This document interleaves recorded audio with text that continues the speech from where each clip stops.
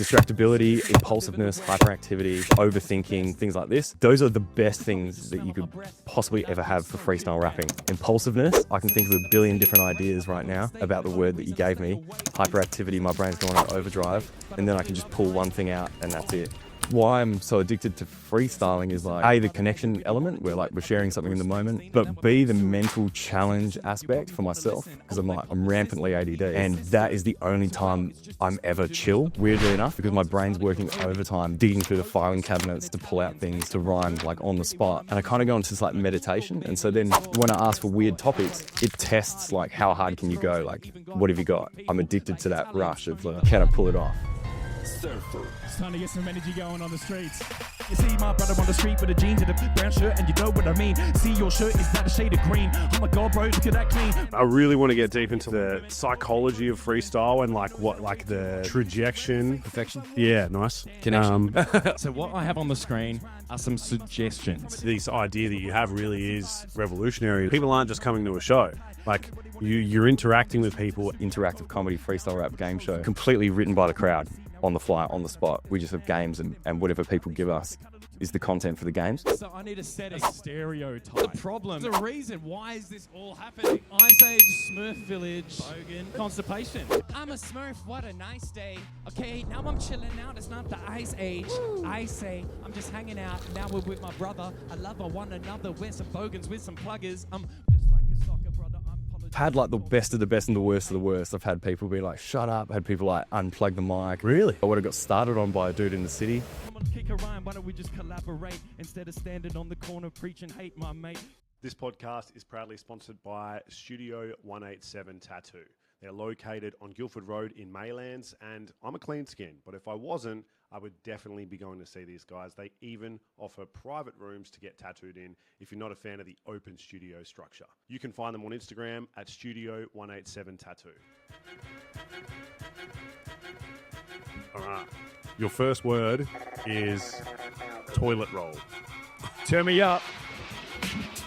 Look, if you want to make a dirty soup, you better boil it cold. Bro, let me unfold, and I'm gliding like a toilet roll. You ever see me, even though you know I like to swerve, bro? I'm no wordplay, but you can see me at the servo. A toilet roll. Right now, I'm thin, you best tempt me, but right now it's getting heavy. In the bathroom, sweaty, it's empty. Oh God, let me see, let me just try and rhyme it clear. A toilet roll is what you need when you have diarrhea.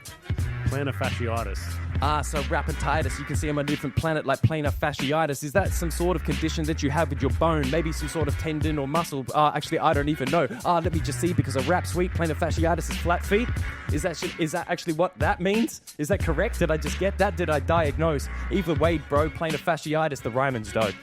Cheezels. So listen, look, I'm no evil. The way I like to paint words with cheese and my fingers making cheezels. You can say I'm precious. Cheezels have a hole like the one ring. Let me slide it on. You can call me Smeagol. Look, I disappear because you even know I need those. I move fast like a Speedo, straight to the Cheetos. What would we know, mate? After the weed smoke, you can say no cheezels. I like to eat Doritos. Ringworm. Okay, so listen, bro, let me talk about some thin germs. You can say I like to make great words, but every time I'm German, when I'm swerving, I don't have a tapeworm. I mean a ringworm. Let me just say a rapatite. No stalactites, lost like a satellite up my back rectum with a parasite. Ringworms, moving around, you could just call me a flog, but the only time I get a ringworm is just when I pick him out my dog. Fight Club. Look, bro, I like some. Let me just write numbers up. I'm numb in Fight Club. Let me say, because I rap sick. I don't want to talk about that too much, bro. That's advice I got from Brad Pitt. Jersey Shore. Look, bro, you heard me, of course. I'm walking, see I'm awful like Paulie in Jersey Shore. Let me say, because you play me well, bro. I'm like OCD when it comes to getting GTL. Jersey Shore, let me say, yeah, bro, you better warn me. When I walked in looking awkward through the door, blow out like Paulie. Magnetic tiles. Look, I'm rap pathetic and wild because I'm just walking. I feel I'm stuck in one place like magnetic tiles. The way I'm moving, getting heavy, no depravity, but I'm feeling stuck like positive, negative gravity. Look, that's the way I like to rap it on the next song, but I get stuck in the same spot because of positive electrons. Fire exit. So look, try and mention the way I'm just moving, speaking fire with no fire exit. The way I keep it moving, bro. The way you see me winning. I think I'm about to keep on dripping, activate the sprinklers. Apple cider vinegar. Appetite, I'm with you, G. Look, I'm about to talk about apple cider vinegar. Look, I better grapple inside when I'm spinning in. I'm about to make it mix some rhubarb, apple cider vinegar. Look, it's acidic. I did it the way I just moved. And let me just see what you have next on the beat so I can keep on producing. That's actually the end of the That beat. was highly confusing. Dude, that that was difficult, but that this was is what it's about. You're just trying to milk it out of my brain. It might not have been as clean, but it's like, let's fucking pull it out. we're actually going to use that for the intro. We're actually going to properly use that for the intro because I actually just really like how that went. Sure. So this is the now I can't talk. Osmetric series. Today I'm joined by Max Shane. Thanks for being here. What mate. up? Thanks for giving me words to rap and put my brain to use. Man, I like we don't need these, by the way. We take these off. I really used to get into battle rap and freestyle rap and everything like that, but I just feel like it's done a weird I don't know if 360 is the right word. I feel like it was popular and then we went through this massive zone where like people didn't fuck with it. Big time. And it's like back now. It is. Have you seen Pen Game Yes. in the UK? So that's like massive now. Is that all freestyle? No, they've pre-written it, but like that's kind of brought battle rap. Oh, battle rap. in. Sorry, yes. Did you ever watch Don't Flop?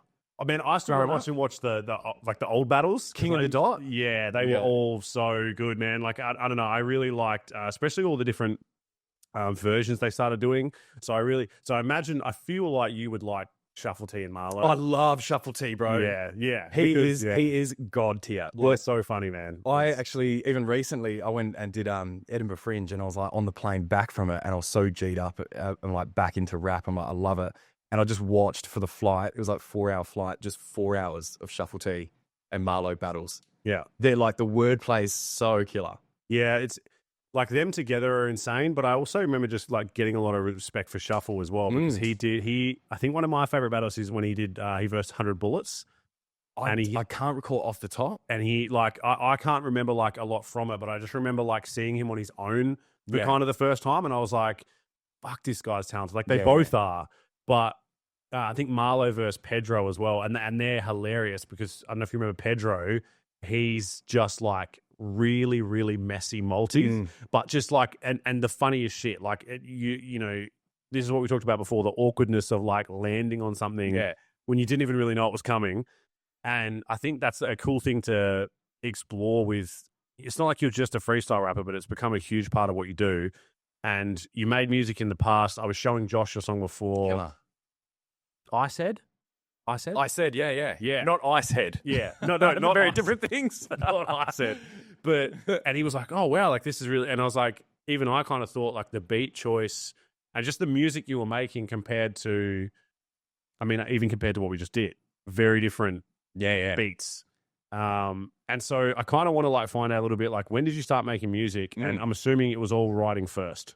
Yeah, oddly enough, it actually started, I started in metal bands, like playing guitar, drums, bass in like various metal bands, pop punk bands, Any that rock we would bands. know? Hey? Any that we would know? No, we never got anywhere. We did some stuff, but it was a lot of fun. What was the band called? So I had a band, it was a pop punk band called Mattersville. Okay. That was killer. Then I played in a hardcore band called Cabin Fever and Turning Tides. That's a cool name. Cabin Fever's a cool name. Yeah. It was so much fun, man. It's very sick. Loved like playing drums and bass. But kind of initiated there in terms of live music.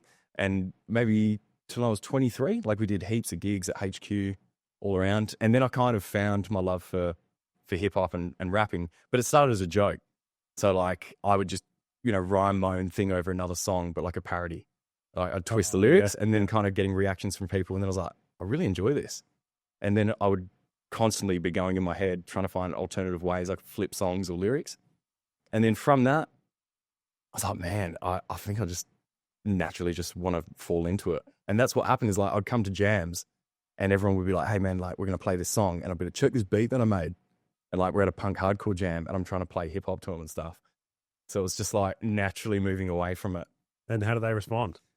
Oh, like we got vibe. They thought it was sick, but it just kind of dissipated, like bands and stuff. And then I remember going to the Bird. This is like maybe 2016 or 2017. I went to the Bird and to this hip hop beatdown night. I don't know if you ever went to those. It was like an instrumental battle night. Oh, they've started doing them again? Yeah. Yeah. And I saw these dudes in the corner like nodding their head and like talking to each other like this. And I was like, what are they doing? And as I moved closer, I was like, oh my God, they're freestyling. Like this thing that I'd recently gotten into. And I remember rocking up and being like, do you mind if I jump in? And it was Brian Kruger, who's Empty. I don't know if you've... Oh, yeah. Yeah. It was him, Archie. So those two dudes started collab. Moses? Archie Moses? No. Different? Oh, maybe that was his rap. I only know it was Archie. Maybe he had Archie Moses. I feel like it's too Yeah. close. I feel like it has to be him. Yeah. How long ago was this? This is like 2016. I reckon it had Maybe I to got be it him. wrong. Yeah, and was he fairly into it? Yeah. So Yeah. these two dudes were freestyling. There's another guy called Sean. I can't remember his rap name. This is a long time ago now. Okay. They were all freestyling. I was like, oh my God, jumped in. Then I kind of jammed out with him. I sucked. But then he goes, man, do you want to come to my place? We're having a freestyle next week. And then I went and it was empty bars. So Brian used to have this thing at his house, empty. And there was about 10 of us all together just trading ciphers. And I'd never been a part of that. And it like opened my brain. I was just, this is insane. This is exactly where I want to be. And ever since then, I was addicted to freestyle. And so that was 2016. But had you made Yeah. music then, or like recorded actual rap songs? I had messed around with making beats. And then that same year after kind of meeting all these guys, and I would go like every 2 weeks to their house and have a cypher. That's when I started writing things and making my own music and that. Then I actually self-produced a thing. To make Shane LP or No, before that.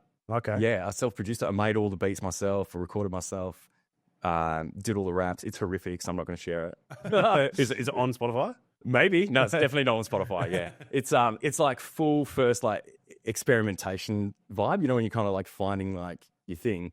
And so I did it and I got so much joy from it and ended up playing a show, doing it live. But then I'd start making other music. Sorry, I'm trying to replay this all in my head because this has happened so long ago. Yeah. It's kind of been such a long journey. It's like foggy. I think from there, yeah, started making tunes, linking up with other guys, ciphering. And then it just became me rapping with DJs. So like I'd jump on and just freestyle on their sets. And that showed me my love for freestyle because I could just do it live. I didn't have to rehearse, practice, etc. I could just do it then and there. And that kind of got me like obsessed with that side. So then the writing, I kept going, but inevitably I transitioned over into like full-time freestyle. Yeah, it's an interesting transition, right? Because it's like it's a big thing to. Man, I really want to get deep into like the psychology of freestyle and like what like the trajectory. Rhyme that with something. Perfection. Yeah, nice. Connection. Staph infection. Erection. Erection. Yeah.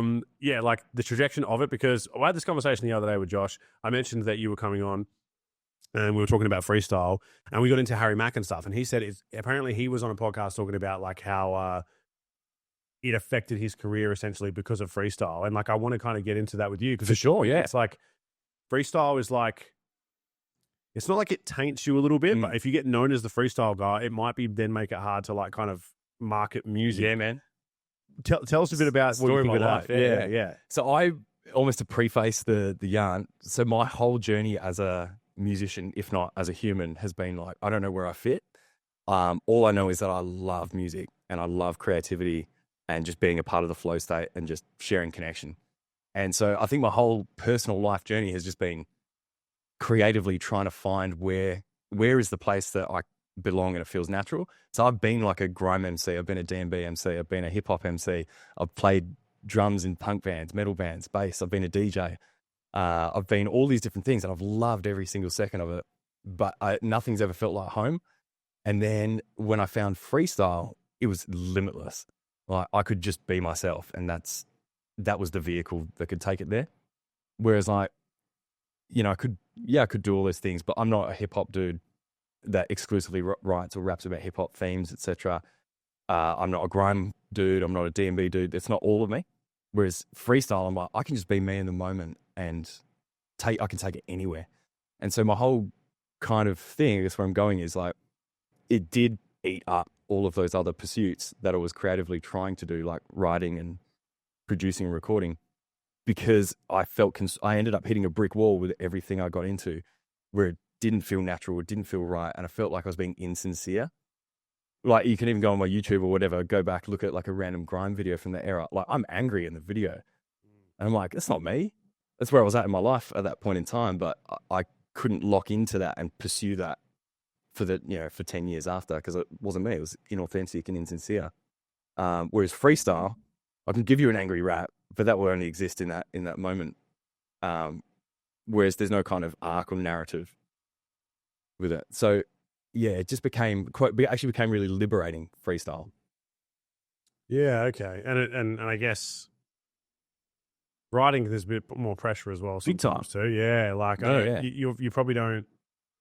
You said you started trying to writing again. How are you finding that? Actually great, because now I've gone on the journey. I've been like burnt out. I've been, not depressed, but like down and out that I can't pull any ideas out or nothing seems natural.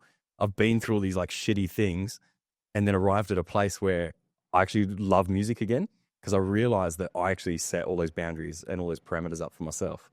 So now that I'm like, I know I can freestyle. I know I can get on a mic anytime, any genre, any group, whatever, and I can get the experience I want from it. But now coming back to writing, I don't feel bound to any certain thing, any genre, any identity. Like case in point, I wrote like a mixtape as a joke, as English grime MCs played like all 4 characters on a mixtape and just put it out as a joke. And that was sweet. It was like, I just did it. It was a thing. Cool. Done. Have I not heard this? It's on Spotify. I didn't promote it. I didn't market it. I didn't do anything. I was just like, whatever. I'm just going to make this because I'm enjoying writing. So hold on a second. Do you play different people? Yeah. I've voice acted all 4 characters. It's a full grime and drill mixtape. It's a complete parody. It's a joke. It's hilarious. It's called Bear Jokes. I even filmed my own music video and put it up. So it's very funny. Oh my God. This is, Yeah, that's what I mean. It's like I had to go through all this shit of like trying to be all these people and then hitting these like dead end roads. And because they all felt good at the time, but then I realized, I'm like, man, this is not me. And then I'm like, fuck, it's going nowhere. And then now I've arrived at this point where I'm like, I can just do whatever I want. And it feels good. So you've done a lot of live stuff now, and you've done a lot of stuff. Like I've seen you do this, if I'm correct, you've done stuff in the street as well, like quite a bit, right? And then you've done stuff where you're like in a venue. I've seen a lot of the stuff in the venues and events and stuff like that. But then you said you were doing stuff at like Fringe, as well. So what was talk us through like how that sort of all came out? Because I'm assuming it started in the street, right? Yeah. And then you eventually did like a TED talk and stuff. So how did that sort of go? It all kind of started with so I'm apologizing to everyone watching this because my brain is just like operating on a chronological timeline. I'm trying to pull all the things out. It's all right. It started with like the freestyling and then linking up and then producing, some songs, recording, playing live shows and featuring with DJs, etc. Then it became like, how can I put freestyle or rap in as many different places as possible? So I'd jump up and freestyle with a live band. I'd get up and freestyle at like an awards night or whatever, interact with people on the street. I'd, bask, hold something up in the air. It was kind of me like on this obsessive quest basically to rap anywhere, anytime with any sort of situation.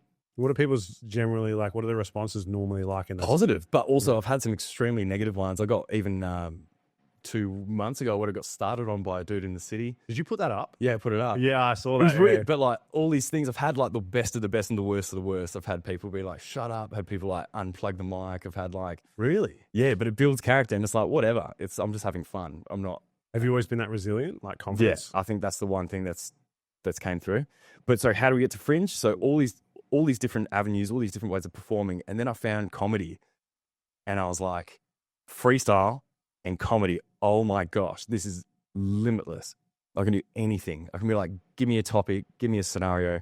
I'll do a drill beat. I'll be aggressive. I'll do whatever. And I'll rap about the thing that you gave me and we'll make a joke out of it.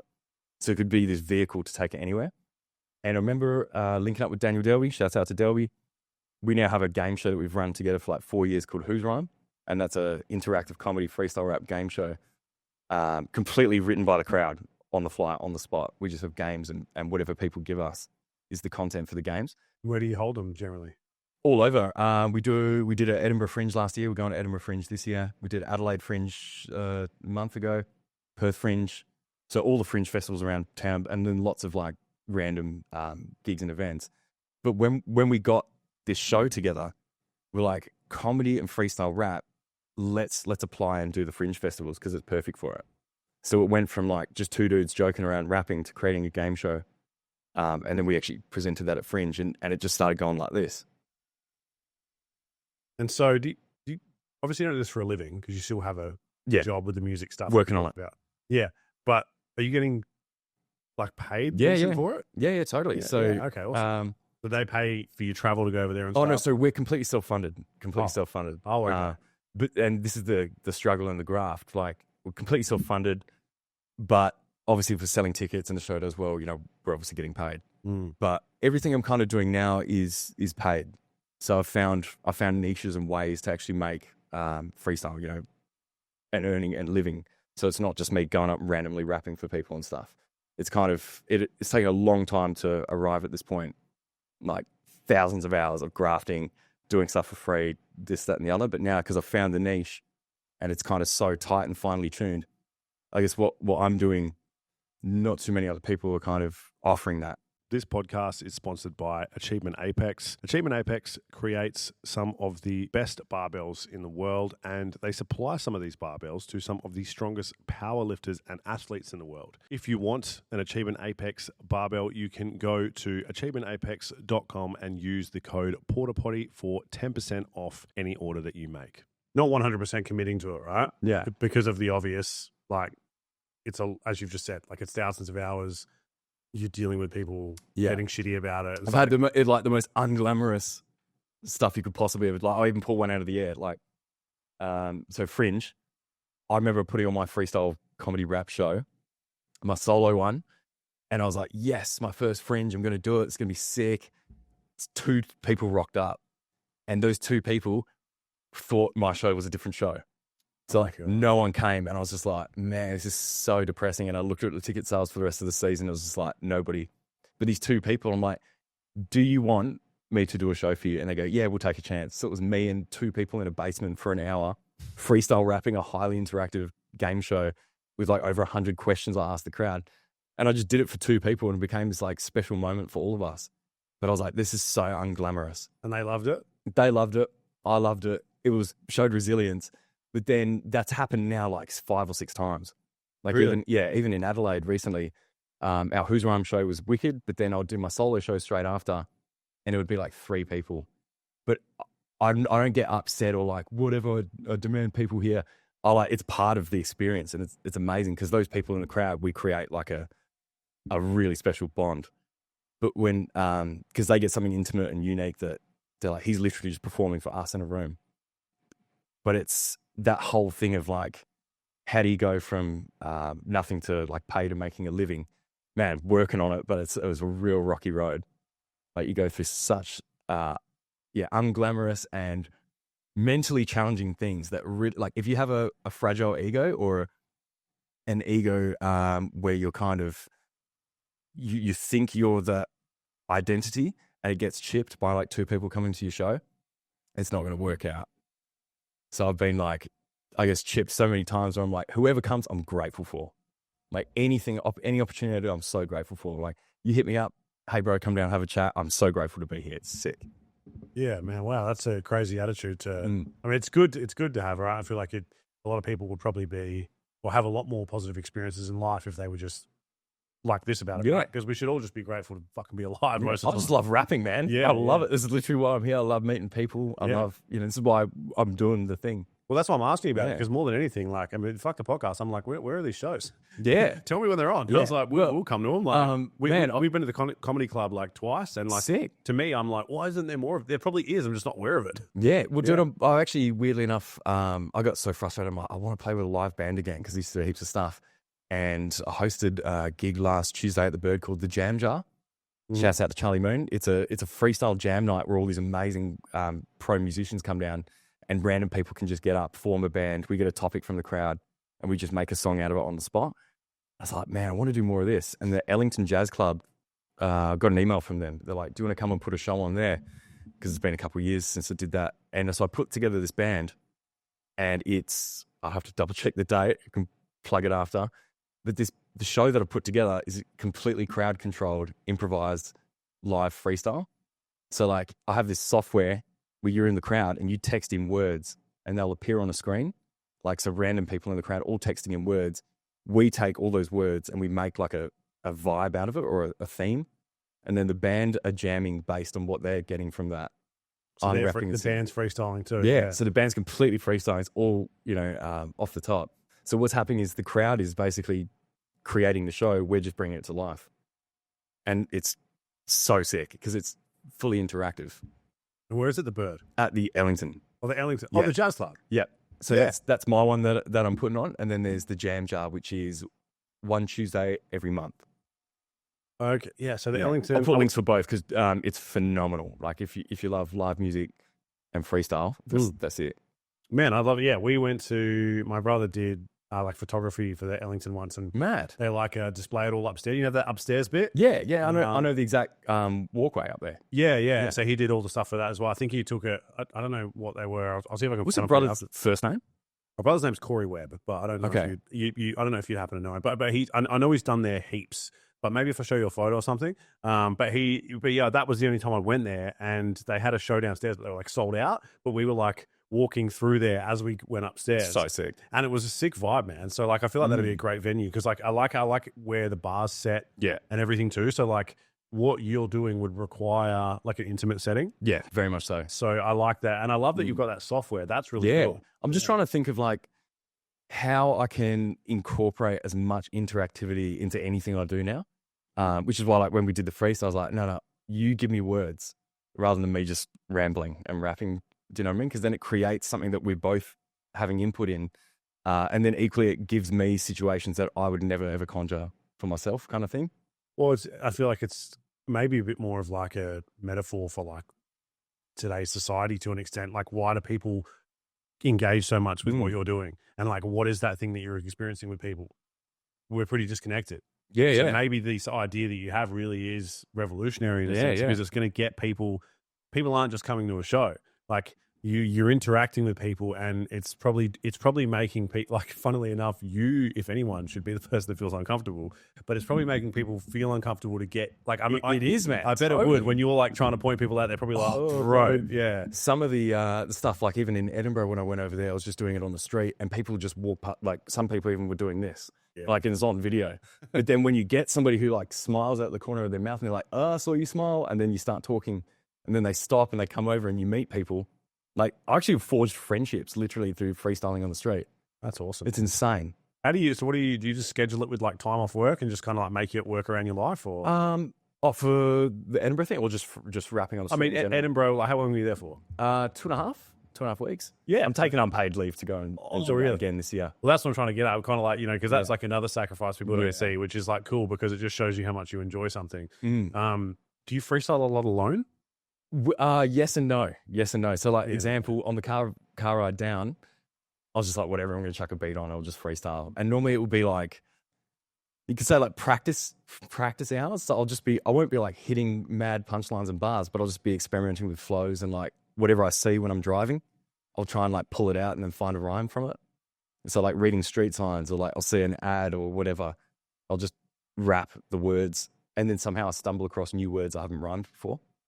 Do you try to do any like brain exercises for it where you like read dictionaries or like any of that sort of like I think stuff? I do that naturally. Like I'll expand that a bit more. So I'm just a full nerd, addicted to reading, addicted to knowledge. I don't really watch like TV series and stuff. I'll just be watching documentaries. If I'm like on YouTube, if I'm not watching a doco, I'm listening to it. Like I literally fall asleep to docos and whatever and learning. Like I'm just addicted to it. And that's from a genuine love of learning. And so I think through that, I'm discovering like concepts, words. I'm seeing different themes and things that I wouldn't normally come across. And so like, I'm always reading, man. If it's not the news, I'll get an article, I'll find something like, oh, this is interesting. I'll research it. Then I've like wasted 35 minutes sitting on the toilet, diving into like fucking quantum physics. I don't know. I just love it, man. It's amazing. And then through that, I think subliminally, I'll just lock all these words in. And so like when you say something, plantar fasciitis, when we did the freestyle, I didn't actually know what it was immediately came to mind, but through rapping about it, then I'm going through the catalog. I'm like, oh yeah, I remember reading about that. That's a condition with you. Was it your feet? Yeah. So the way I always remember it anyway is just, but when you're performing, like essentially I could even have this wrong. When you're pointing your toes like a ballerina, that's called plantar flexion. Nice. So I always remember it from that. And then plantar fasciitis is, it's like when people get like pain in like the arch of their feet, but most people with flat feet get it. And honestly, same thing. It's like my mate had it once. I've never had it. And I just remember him once saying he had it. And then when you It's asked me locked for in. a word, I just Yeah, I just put it in. And I also just thought it was funny because it's like the syllables. That's perfect. Yeah, But yeah. so exactly the flip side of what you just said is like, I don't know where I read it. I didn't even know what it was until it took like a bit. But it's in there. It's floating around in there. And I think that's why I love reading and learning so much. Because then you get those moments where I'll say something or somebody says something and I'm like, oh my God, I know all about that. But it was drifting in the archives back there. And I think why I'm so addicted to freestyling is like, A, the connection element where like we're sharing something in the moment, but B, the mental challenge aspect for myself, because I'm rampantly ADD. And that is the only time I'm ever chill, weirdly enough, like in my brain, because my brain's working overtime, like digging through the filing cabinets to pull out things to rhyme like on the spot. And I kind of go into this like meditation. And so then when I ask for weird topics, it tests like how hard can you go? Like, what have you got? And so for me, I'm addicted to that rush of can I pull it off? What's the weirdest topic you've ever got? Man, I mean, Like off the top of your head, what's like one of the hardest things you remember getting? I think it's probably they're not so much topics, but I'll create like challenges that I'll have to wrap within like a set of parameters. So I'll be like, yeah, give me a time in history, past, present, future. Give me a place, real or imaginary. Give me a celebrity. Give me a problem. Give me a tool I have to use. And I'll have to tell the whole story inside that universe. And none of it should make sense. So it'd be like the year's 3050, you're Tom Cruise inside of an atom using a hair straightener to solve world hunger. And then I have to rap in that. And it's all over YouTube. There's maybe about 35 videos or something of me doing that kind of thing. I've seen you do one. I was trying to remember what it was before, but I remember seeing one and it was like, it was even more abstract than that. And it was when you were in a venue. Yeah. And that was like the one I remembered from that. And so I've got my normal game show that I do on here, but I don't even really want to play that now. All I can think about is maybe doing that. Do whatever you want. Yeah, because I mean, it's as we talked about before, it's going to be based around lyrics. They're from songs and other rappers' lyrics that you're probably not going to be that familiar with anyway. Like judging by a lot of what you're saying, where like I'm far more interested in that concept. So maybe we'll finish with something like that. Yeah, because I find that intriguing. Yeah. Yeah. and that would be really intriguing for a crowd. So that's like a really good, because that's essentially what you're trying to do, right? Like a baseline freestyle is like, yo, I'm coming off of the dome, and like just like a, you know, and like we've all been at like a pub and been like, oh fuck off, cunt, like I don't want to, you know, and like that's the baseline of what freestyle is to most people. Like that's our experiences with it. But I feel like you're like marketing it differently, and you're trying to be like, no, like not just freestyle, like It's the brain basically. Like, well, you're turning it into like a game, and you're exploring the brain. This is what I was going to mention before. Do you remember? Do you know who Tom Thumb is? yes, yeah, he's killer, Right? So sick. Exactly. Great beatboxer too, right? Great beatboxer, Yeah. right? So he did used to rap as well under the name Tommy Ilfigure. If you've Yeah, never heard. I remember him, man. Yeah, mate. Did he do Freo battles back in the day? Maybe, I don't know. I don't know. Maybe I've gone too far left field, but I do remember watching his stuff back in the day. You mean like Fremantle Battle Week? Yeah, do you remember that? No, he definitely didn't do that because he was from over east. You might. Okay, I know you're thinking of someone though. I'll be curious as to. There was another guy from Perth named Tommy Hatchet. Yeah, I remember Tommy Hatchet. I have a song with him. Oh, do you? Did it like 2017 or whatever. He came over to my house. Oh, really? After meeting me in the music store. Yeah, he's got like a really strong English accent. Yeah, but I'm trying to remember where he's from. But but he that's weird that this is the cool thing. I love that we know the same people. Bro, we've been doing this a long time, man. I know Yeah. I've done every microverse ever. So I'm like, oh yeah, I did something with this person. Or, oh man, I remember this person from here. Like, Yeah. It's wild because I mean, are we the same age? I'm 91. Yeah, 91, yeah. 91 years old. You look Yeah, great. I know. Being a vampire is amazing. Yeah. I can imagine. Oh, dude, I'm putting that in the rap. I'm 95. Okay, so, yeah. a couple of years. Same era, but Yeah, for sure. We would have been around when the same thing was happening, and like all that same sort of stuff was like popping off. Like back when like the Newport they did gigs. that was killer. Yeah, exactly. I unfortunately, because I would have been a couple of years younger than you, I would have missed a lot of the gigs there. But yeah, that's the thing, man. I think what you're doing is, I'm like peak hitting 30, right? So to me, it's that sort of thing, like with the missus or whatever. We're both like, fuck going out, you know. But if someone's like, oh man, I had a guy named Julie on here the other day, and in Bad Ivers, they do wrestling. Bro, you want to come to this wrestling? fuck yeah, I'll come to a Yeah, wrestling yeah. show. It's a whole different thing, man. It was a sick night. So if someone's like, hey man, do you want kind of this comedy rap? Yeah. Fuck yeah, that sounds sick. You know, like takes a lot to get people out of kind of bed now. And people are lazy, right? And they want to sit at home, watch Netflix. But at the same time, we also all do that a lot and we kind of get sick of it. So it's like what you're doing is really unique. And it reminds me of what Tom did, which is the original point. So Tom did a thing where it's called something with, what was it? Something on my larynx or something? And Yeah, I think I remember. Was this a video that he did on YouTube? It was like a music. Yeah, like video. a TED talk thing kind of. Yeah, And I remember that too. they had like the thing in his throat and it was Yeah. like showing as he was beatboxing.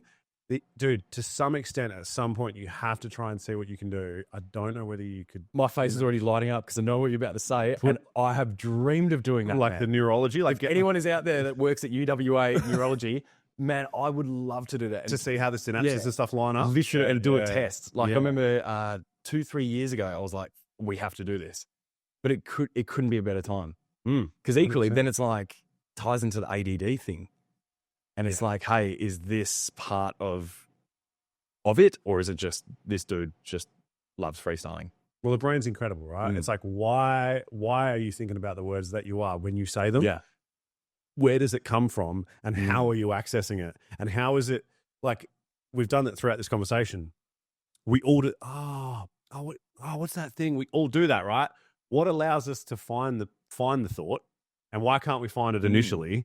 And like, we don't know any of those answers really, and I'm not even sure they probably do in neurology. Yeah. I feel like it would maybe be something that is explained a bit more. Maybe it's something I need to look into. Maybe it's an article I need to read for 35 minutes on the toilet. And the greatest irony is as well is like even in our convo, like I feel like I freestyle more structured than I can have a conversation because you ask me a question and I start over here and then I'm like, oh, I'm over here, but now I'll answer this, but now I'm over here. And it's like the irony. Even when you freestyle, like you don't leave a lot of space, which like when I used to make rap, I struggled. I feel like some people do that. When I first started, I was really bad. I'm not saying this is a bad thing, by the way. I will get there. But it was like the multi was here, and it was like instead of trying to shorten it and make it just no. It was always like like I just couldn't, and it was why I always ended up listening to people like fucking Tech9 and like, you know, people who like didn't stick to beat structures, because people that were all like really, really flat beat structures and lots of space, maybe didn't light my brain up enough. Like I was just, it's still good and I still listen to it. But people that are really, really all over the place or really, really fast or have like really different flows inside other flows, I don't know. I just like that rap a lot more. Because my thing is like, I know that, like for me, I find, this is probably me being a selfish rapper, but I find it more interesting how many topics, themes, punchlines, and ideas can I fit into a segment as opposed to, I am going to hit the rhyme scheme now. Yeah. Because I'm like, well, I know I can do the rhyme scheme. I know I can do the double time. I know I can do the move this word here, etc., and get a different flow. But I'm like, man, give me your next word. I'm really excited to hear what your next topic is. So what can I conjure up? And I think that becomes a symptom of it. And then it's like, but then there's, freestyles or emceeing with a DJ or whatever, when I'm just like, it's all about flow. It's all about where do I hit it? Yeah. And you've got to find like it's got to be a nice, even mix, right? To an extent, because it doesn't matter how many topics and things you're coming up with if you're just fucking all over the But place. if you're just rambling, you're like, wow, this guy's got schizophrenia. Yeah. There is people, I feel like I don't know why it's annoying me right now. I feel like I can't think of it, but there's you know who actually sounds like it? MF Doom. Yeah, right. have you listened to much MF Doom? Maybe a little bit, not as much as I should or should have, but I definitely know the off kilter, like just kind of all over the place, right? Like, but it sounds good. And I feel like his vocabulary is wild too. Yeah. But yeah, I don't know. Like, there's lots of people that have different little charms. Guru was one that I always used to remember because even though he was kind of slow, for me, it was his inflection was always off. I always liked his inflection, and that would be a big part of it. That's something that you would get into. But I listen to a lot of grime. Like for me, grime is they're even the apex of flow. Yeah, they're so to touch on quickly with what I meant by Guru, he will say like, the things that I say is how I say it because I does it. Like he will like move around. That was a great bar, by the way. But he'll move around with the way he says something, even though his raps are really simple. And so I think that's like his signature, right? And so everyone has that. He's dancing with it, yeah. Kind of, yeah. But it was also just different to how people do it. I had Mortar here the other day after too familiar with Mortar. Yeah, no, Mortar. He's sick lyricist. Yeah, and he's multi-god. Yeah, and he just doesn't care about the beat, right? like he'll often like land on the start of the next bar and stuff like that, and stuff sounds kind of almost off, but it's always on purpose. Yeah. And chooses really abstract beats, and so like to me, that's what did you just say? Then we were going to go into so grime. Grime's a great example because those guys do something that I've never been able to. I feel like I've been able to listen to rap before and almost kind of like imitate it, but Grime's. It's wild to me the way that some of them land and the way they structure some of it is like I'm trying to think of someone who's really maybe say some artists. Who do you listen to? So at the moment, I mean, Ocean Wisdom's amazing for hip hop grime crossover. P Money, Absolute Weapon, Gets. Yeah, that's kind of some of the more established dudes. P Money is I actually really, it's hilariously bad, a really bad song. But did you please tell me you've seen People Just Do Nothing? Yeah, of course, bro. Legendary. So the song that they actually did? Yeah, 10 out of 10 remix. Was that the one that he was on with them? No, the one that and it had them on. What were they called? Corrupt FM. Corrupt FM. Yeah. No, it's like is that right? You've been shot, and then it goes into the no. This is the. P Money, all about money, all about. And they keep saying the same word over and over again. But he does. That's 10 out of 10. Is it called 10 out of 10? Remix, yeah. Oh, is it? Okay, I don't know. And then he was like, it's like all stars or something. I don't know, maybe. Yeah. And it's like, fucking MC Grinder hit you in the face with a grinder. Oh yeah, I know. Yeah, sorry, I know. There's that one. Yeah, yeah. And it's like, but it's that. Yeah, that's kind of to me like I don't know, maybe regular stuff. I'm trying to think, maybe Pete and Baz. Dude, I'm going to them as well. If they're going to go off. Yeah. Pete and Baz so sick. They're good, man. Shouts out to their ghostwriters. Yeah, is it their sons? Like apparently, I think so. Yeah, they actually put out a solo, like, couple of releases. I can't remember their names. I'm sorry, I can't put them up. Oh, the sons, I've seen them. But you can tell that they're the writers because the flows, the patterns, everything is the exact same. Oh yeah, and it's like they're like, cool. Hey, we're going to put our own thing out. Well, it's I don't know if it's more impressive. Like I don't know what's more impressive. That they're writing it. Or that these old guys can perform it, yeah. Dude, that's what I hope to be when I'm that old. Yeah, you reckon? Proven it's done. Yeah, by then I'll probably be a cyborg consciousness, but I'm sweet with that. As long as we can freestyle and chill out. I'll just run algorithms constantly. Yeah. This podcast is sponsored by PedTest Australia. If you plan on using or are currently using performance-enhancing drugs, it is very important that you make sure you are doing so, having them been tested before you use them or while you are using them to make sure that you take care of your health, and you can also recommend that the people around you do so as well. Go to PedTest Australia on Instagram to find out more about the details on how you can test your current performance-enhancing drugs that you are using, or you can find out more about testing other compounds or things that you are putting in your body if you would like to make sure that you take care of your health. I think back in the day, freestyling was something that I think I was into it at the time and no one else was. And I sort of let it die. Same. But hearing you do it again, I'm always like, man, I should have just kept doing it because I think that... You can take it with you anywhere, bro. That's why I love it. It is cool. I can just take it with you anywhere. You can create something now. Yeah. You can do anything, anytime, anywhere. Like I've had ciphers on the street with people. I've had situations where they're like, man, this person's dropped out. Can you get up and do something? Or at an event where like the power cuts out or whatever. And I'm like, I'll just start freestyling. And it's something that you can take with you anywhere. And it's, I don't know, it's become my life, man. I genuinely, sincerely am obsessed and passionate and love it. Like, do you have a missus? Yeah. Yeah. Do you annoy the fuck out of her with it? Yes and no. Like, yes. Love you, babe. Yes. But also, weirdly enough, it's kind of how we met. Really? It's like, I was emceeing for a drum and bass act. We were touring New Zealand. Ended up meeting her through there. But like, she loves it. She thinks she's like, it's great. She comes to shows and stuff. But when you get to your 100th show, she's like, you can go, babe. Oh yeah. She's like, I've done this. So I know what you're doing. Like, go and do your thing. Like, yeah. But then you get home and you're like, but you should have heard. She loves it. That Nick Cage bar I dropped. It's so funny, man. I can't help myself. I'm a sucker for a dad joke, a pun, or whatever. So I'll like, and anytime there's a song, I'll try and flip the lyrics, and sometimes it lands with her. But the other 9 out of 10, she's like, "Shut up, that's so cringy."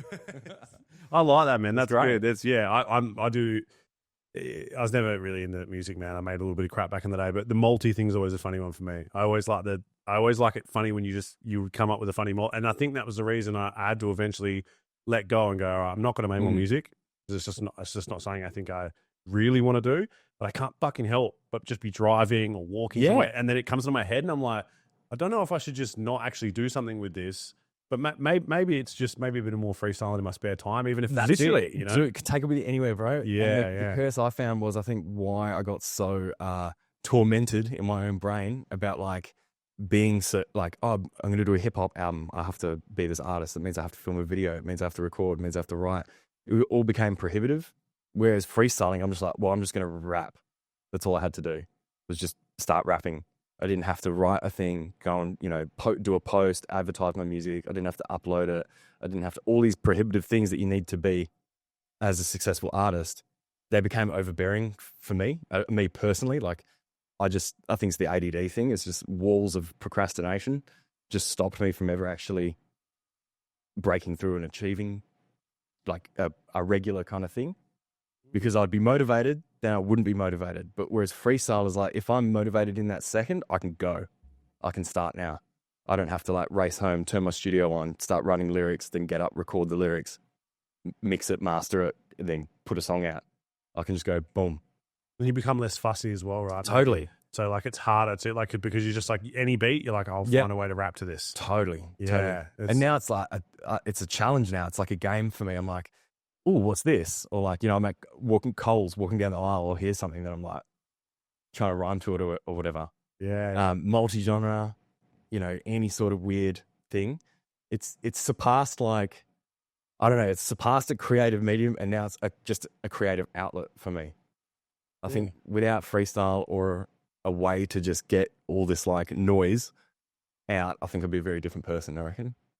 You just think you'd be more like frustrated, or Frustrated, scattered, burnt out, disheartened, I think. Because freestyle has actually helped me find me as a human, as an identity, which I think is something I always struggled with throughout life, hence trying all these different things. And I think freestyle has just made me realize, like, just do you in the moment. I don't mean for this to sound esoteric or anything, or like a quotable, but it's like, yeah, that's basically the lesson, is like, just do you. Whatever happens, whatever comes to mind, whatever comes out, it is what it is. It's wicked. You don't have to be anything or do anything. And I think, yeah, it took a lot of ups and downs and discovering all these different things of who I wasn't to find out that that's who I am. So now my thing is like, people ask, hey, bro, what do you do? I'm like, I don't know what I do. I just do it. Like, are you a comedian? Oh, I do stand-up comedy shows. Are you a rapper? Oh, I rap and do rap performances and MC for people, but I'm not a rapper. Like, do you ever do stand-up separately from the rap though, or is it? It's kind of fused together. It's always fused together, yeah. But it's like, are you a musician? I don't know, man. I play with live bands and stuff. Like, now I'm just this amalgamous like thing. I can just go anywhere and do anything, and it is what it is. It's not like I have to be one definitive thing. And freestyle unlocked that. And so you must have talked about this a bit. What was the TED Talk on? It was actually on ADD and how I actually use its disadvantages as a superpower. So what's its disadvantages? Well, distractibility. You can already rewatch this video, watch it many times. I'm looking around like this and fidgeting. Distractibility, impulsiveness, hyperactivity, overthinking, things like this. Those are the best things that you could possibly ever have for freestyle rapping. Impulsiveness, I can think of a billion different ideas right now about the word that you gave me. Hyperactivity, my brain's going on overdrive, and then I can just pull one thing out, and that's it. Like, all these things I channel through freestyle rap, and it works. Whereas if I have to sit in an office and reply to an email, those are the worst possible things you could ever have. So I've kind of, yeah, it's like meditation for me. And you're not medicated? I am medicated. Oh, you are medicated? Yeah. Okay. And just like, because if you're not medicated, it's even worse? Or? So example, I went on a diving trip 2 weeks ago, went overseas. We did 46 scuba dives. It was absolutely amazing, insane. But because of that, I had to come off my medication because of the blood pressure, like being out of water so long with nitrox and stuff. It would actually create like issues. Are you on like 5 ounces or something? Yeah. Yeah. Yeah. And so I had to come off my meds, but it had been like 2 years of being medicated. And then to notice, because I'm kind of quite self-aware of where I'm at now, as opposed to the 30 years before even discovering ADD, like, I actually noticed the biggest difference is like, I can't focus. I literally walk into a room. I'm like, what am I doing here? Oh, I was meant to get this. And then I'll go into another room and I'll forget what I'm doing in that room. Like, it just it was actually quite funny. I started laughing. I'm being like, wow, is this what it's like? People, partner would be talking to me, saying something, and I'm listening, and it's like I can hear it, but my brain's thinking about something else. And I'm like, yeah, I've gotten by previously like that up until a point where I'm like, yeah, being medicated is great because I can actually be present in my own body, in my own mind. Whereas I can still freestyle when I'm medicated, except now it's more structured and like I'm here. Whereas before medication, freestyle was my medication for like 10 years. That's why I was obsessed with it, chasing it, because the only time I ever felt like I was focused on something. I hope that makes sense. No, I was like, I was just really interested, man. That's a super unique experience anyway from the people I've spoken to. I share an office with, shout out to Tim for helping me put up the shelves the other day. I had to. Great shelves, by the way. Thank you. I appreciate that. I had to monitor him for 4.5 hours because he has severe ADHD. And if I don't stand next to him while he does the shelves, he's doing something upstairs and he's gone for a drive. Totally. And it's like all over the place. So, but thank you, Tim. And he will laugh and then probably right after laughing at me saying that, be like, and then scroll a reel. Tim, you're not alone, bro. Yeah. Just make it rhyme. That's the difference. Yeah. Well, he's quite successful in what he does because he works with a lot of athletes, and I think it's because he can just like hyper focus on it. So if he hyper focuses on something, then it's really good. But it's always interesting hearing people's different. Because I know people have ADHD, and it's almost like, I almost can't even tell. Yeah. Whereas I can tell with you, but it's also not as scattered. Like we can talk, and I can see that you're still a part of the conversation. Then I have mates where it's like, you've got them for 15 seconds, and even then, if in that 15 seconds, you haven't made like 3 meme references and they're like, where's my dopamine? Yeah. You're like, they're like, how come it isn't like zooming in and out quick enough? Where's the caption? They're like trying to swipe you. Yeah, exactly. And I'm like, dude, but I almost think, and people have said it to me, do you think you've got it? And I'm like, to an extent, I think it's become like a bit of a trendy thing to have it. And that's the battle, is that it is quite watered down in terms of its definition now, but it is a real. Oh, with what you're talking about. I know everyone's like, I've got ADD. Yeah. It's like, well, no, you just forgot to close the door on the way out. Like, yeah. Or you're just struggling to focus because you spend your life with your head in your phone. Like, the easiest way I could maybe define it for me, I've only spoken about the good, positive things like, how good is ADD for freestyle? I haven't talked about how I literally go and sit down to start my workday and I spend 4 hours hyper-focusing on writing one email. Or like doing one task, and I just lose half my day because I'm just pinhole visioned on trying to achieve one thing. Like, and then I snap myself out of it, and then I like beat myself up because I'd wasted half my day. Like all these downsides that kind of create like patterns, or people tell me important information, and I forget something crucial. I forget like commitments or things that I've even said to people, or like, and it all has a toll on relationships and even my own self. Just how would I say, like how not self-worth, but like how I feel about myself. I'm like, how did I forget that? I knew that. They told me, of course, like, but how did I forget it? Or how did I get something wrong? Or how did I procrastinate all day? And when I knew it was just an easy task, like these are all the downsides. And I think the joys of, now being medicated is I can snap myself out of it before I get there, before that arc starts happening. And then if I am frustrated or whatever, I have an outlet. I'll just go freestyle, or I'll put an instrumental on and just go whatever, burn all that extra. And then you feel better for a period of time afterwards? Or For sure. I mean, working out as well, crucial. Yeah. Exercise changed my entire life. Like I've never really been an active dude, but last 2-3 years, like, gotten into gym, Pilates, diving, snorkeling, etc. Best thing for mental health, and also to burn off the extra residue. But that coupled with self-awareness, actually mastering my mental health, and then the medications, like my entire life has then followed suit and just gone upwards in a positive trajectory. Not that it wasn't positive before, got best life, but it's just tripled how fulfilling it is. Yeah. Do you ever feel burnt out though still? Like because Always. Yeah. Always. You're still like, you're pretty at it. Like you're obviously familiar with like a lot of the facts that many people aren't. Dude, like today, case in point, I got up, I went snorkeling at like 9 a.m. I had like in freezing water, whatever, I was sick, and then came home and painted my house, and then got in the car and came here, and now we're doing this potty. I'm like, I'm pretty burnt out. Yeah. Okay. Just, but I like love it, want to be here is fine. But then I'm battling with this like desire to constantly have to be doing stuff and achieving stuff. Because if I don't do that, then the voice in my head, the ADD voice that wants its dopamine, is like, damn, you're not doing enough. You're procrastinating, and that's when it starts backfiring. Yeah, that's yeah. Not enough people talk about it because it's probably not just ADHD to an extent. Because I struggle similar with this where I can't stop like working. Yeah, yeah. Like I'm always like want to have my phone in my hand or like, oh, next podcast I could do something like this. Totally. And I don't think it's ADHD, but I'm like, fuck, like I don't want to be like a stress head, and I don't want it to be really unhealthy for me and stuff. But it's kind of hard. Like, what do I do? Like, My curse is like I'll start 20,000 cool, great ideas, but none of them come to fruition. And because I've spread too thin, done too much, and they don't happen or whatever, I put all this pressure on myself, and then I've completely burnt myself out. But the joy of exercise is, it doesn't matter if any of those things are achieved or happen. If I can do 30 minutes or 40 minutes of exercise, I know that I've done something amazing for myself that day. I like that. I mean, that's my personal experience anyway. I have to train, all right? I'm like insane if I don't train. Yes, I'm 100% with you. What do you just like? So when you go to the gym, you lift weights and stuff, or? Yeah, I used to do Fit Stop for about a year, I think, and then I was at Revo. But now I just do Pilates at home, like with a reformer. Pilates is sick because I just put a podcast in, put beats in, whatever, listen to some new artists, and it's killer. And it's like I can just zone out, and I just pour sweat out of my forehead.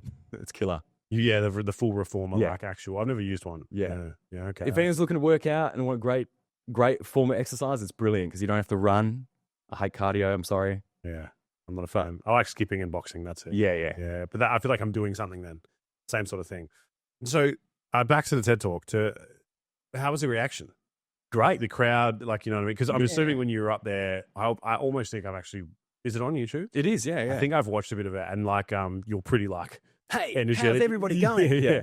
Do people like sometimes people must kind of laugh a little bit, right? Because like people are people feel like struck when people have a lot of energy and a lot to give. Yeah. And so how was that experience?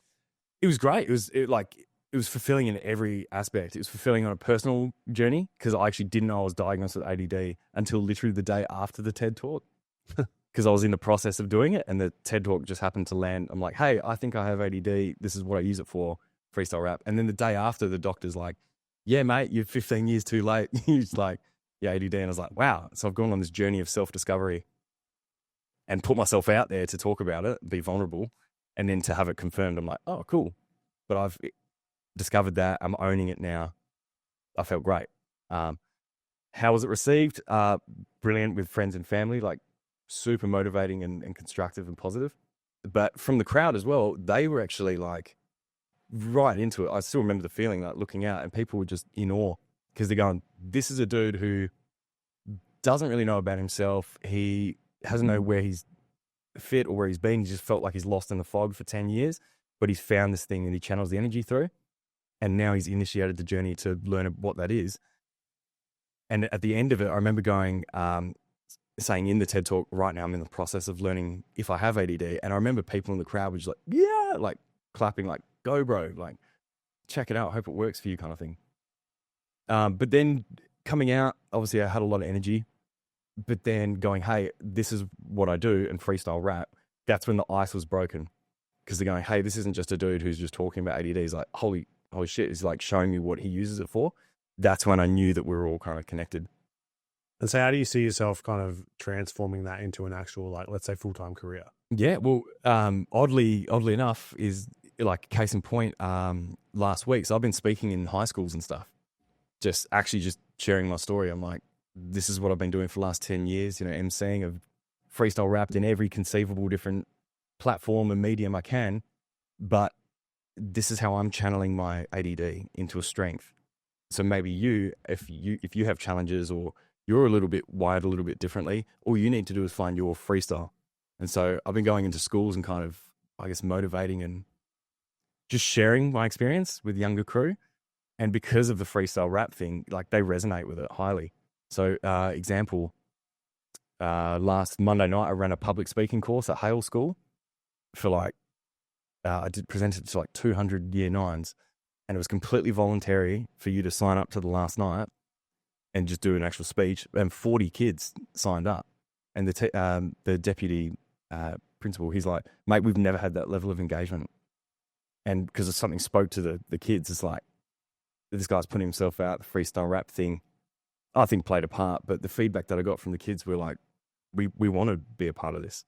And so for me, I'm like, maybe that's a career path, is sharing all the ups and downs that I've had, all the weird ways I've been able to adapt and use them, but help other people reflect on their own experience and empower them to do the same without having to go through 10 years of this. Yeah. Well, you were obviously undiagnosed for a long time as well. Big time. Yeah. Yeah. So, sorry, on that as well, I know I'm monologuing, but the public speaking thing was one course, and then ADD incursion or speech was another thing. And so those two things have been running in schools, and super rewarding, like heart is full, feel positive, and giving a lot back to the community. That's how I see a career, you know? And you're freestyling. Yeah. And do it. And just, I'm doing my thing, like literally that. I'm like, give me a word, tell me your name. So I'm just performing as me, but How do the also kids sharing take my it? story. They love it, man. They're screaming, jumping out of their seats. They get nervous and stuff, or? Nah, because I just create the vibe of like, dudes, let's just do this together. That's Like, awesome. tell me your name, and then I'll rap their name, and all their mates are like, oi, and then I'm like, tell me what you did on the weekend, and they'll tell me something, then I'll hype him up through freestyle. That's an interesting Positive, part yeah. of it, right? Yeah. So freestyle can be hard to control where you're going with it, right? And you've obviously spent a lot of time learning that. I want to delve into some of the aspects of that, because I think what you're doing in the schools is amazing, right? But one of the things that you pointed out is that you're saying something positive to him, right? Which I really like, because freestyling, I think, it doesn't really inherently produce anything. But Correct. You're entirely right. yeah, like that's kind of the It's idea. just- But it's that means that sometimes when it does produce something, you'll cling on to it, even if it's not a good thing. The byproduct is connection Yeah, and experience. Like, we shared a moment. yeah. Like, But you were positive, whereas battle rap, we talked about battle before. There's a lot of negative, which stuff, has its right? own, it's sick in its own universe. It's like, has its own merits, but yeah. I Like guess it must have been hard for you to get to a point where you felt like you were in control. big time. Was it like, how did you, at first, was there a lot of like, maybe not negative experiences, but maybe ones where you didn't feel good about it afterwards because Sure. you couldn't control certain elements? For sure. Like, that's been the whole journey. Is I think part of my journey is finding the platform to do freestyle in a universe where I have control, but it is also uncontrolled. What I mean by that is, like, if I'm a freestyler and I'm 20 years old, I'm like, where do I go to freestyle? We go to a venue. We go to the venue, people are playing hip hop beats and they're battling each other on stage. I'm like, well, I guess that's what I have to do. I'm not going to get up and be like, you're a diversity, like, let me empower you. Like, so I have to just enter that universe and battle. But then I go from there, I'm like, how do I freestyle rap on other beats? I'll freestyle rap with some DJs. So then I go on, I'm now being a drum and bass MC. I'm like at raves, hyping people up. Then I'm like, how do I go and do, other, storytelling rap or whatever?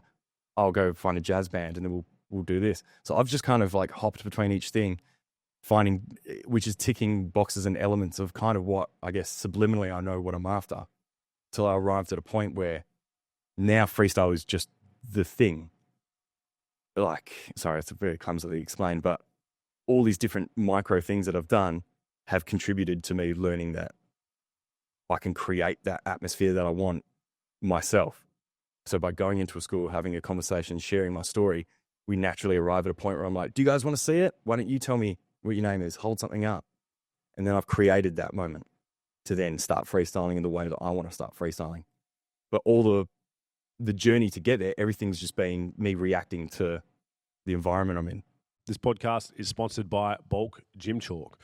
Do you struggle to hold onto your deadlifts? If so, it can be very important to make sure that you have good quality chalk and access to that chalk. So go to Bulk Gym Chalk. You can find them on Instagram and get yourself some good quality chalk so that you can make sure that you can train in the gym and get the best out of your training while doing so.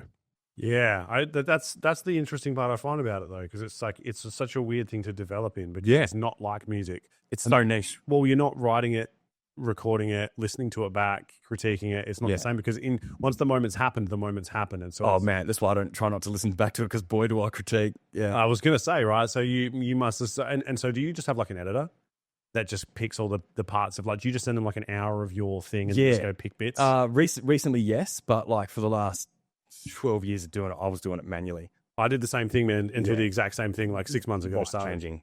Bro, fuck. I used to get like neck. I love you, bro. Yeah, it was fucking insane. horrible, yeah. Kia, you have an editor that's he's in the Philippines. Absolute king. Yeah, my guy's in Thailand. There you go. Maybe you guys know each other. Yeah. Morgan.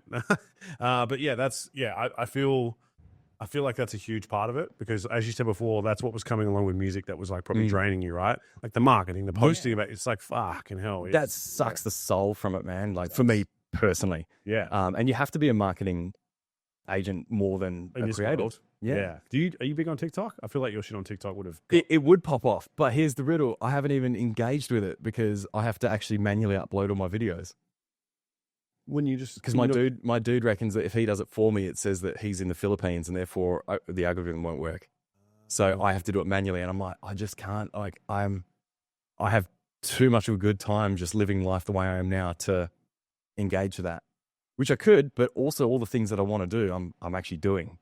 So I'm like, yeah, it might add more, but I'm kind of already doing what I want to be doing. And you get good enough engagement on like Instagram totally. and stuff, right? Yeah, exactly. And as you said, it's not really about that, but it's hard because it sort of is. It's like if you ever want to do it for a living, it is. That's right. So but weirdly, like my social media is pretty lackluster, like from a actual analytical standpoint. Like, I thought it was all right. Thanks.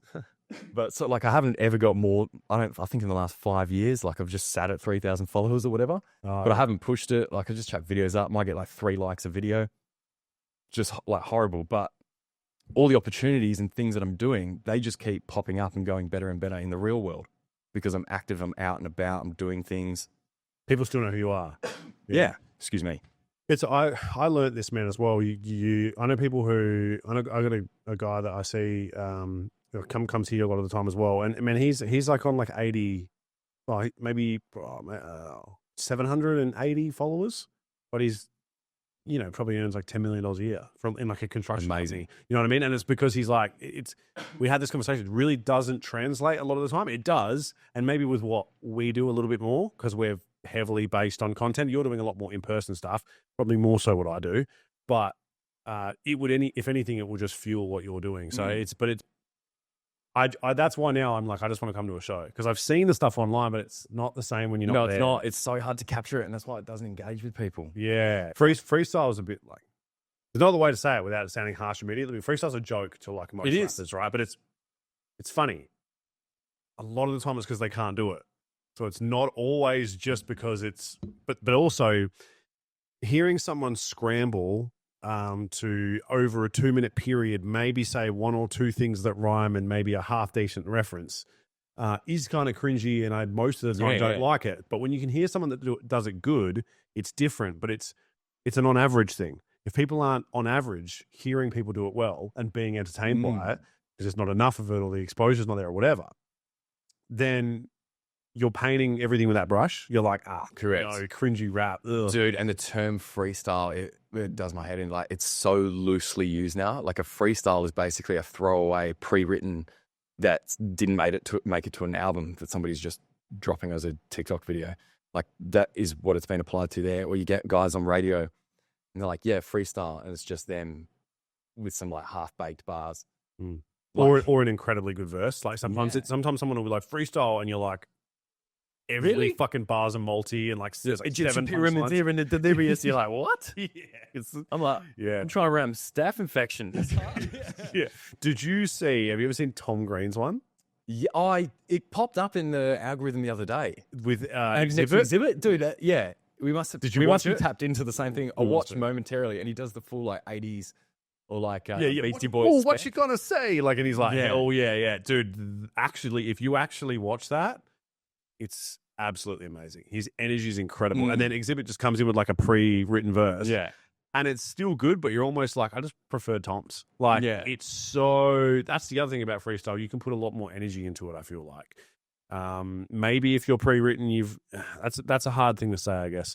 some people can put a lot of energy into the pre-written stuff, but I feel like the enthusiasm's really fueling when you're freestyling, especially once you notice that you're Yes. like you're doing well. And that's what I thrive on, man. It's like, it's indescribable. It's like, I'm flying.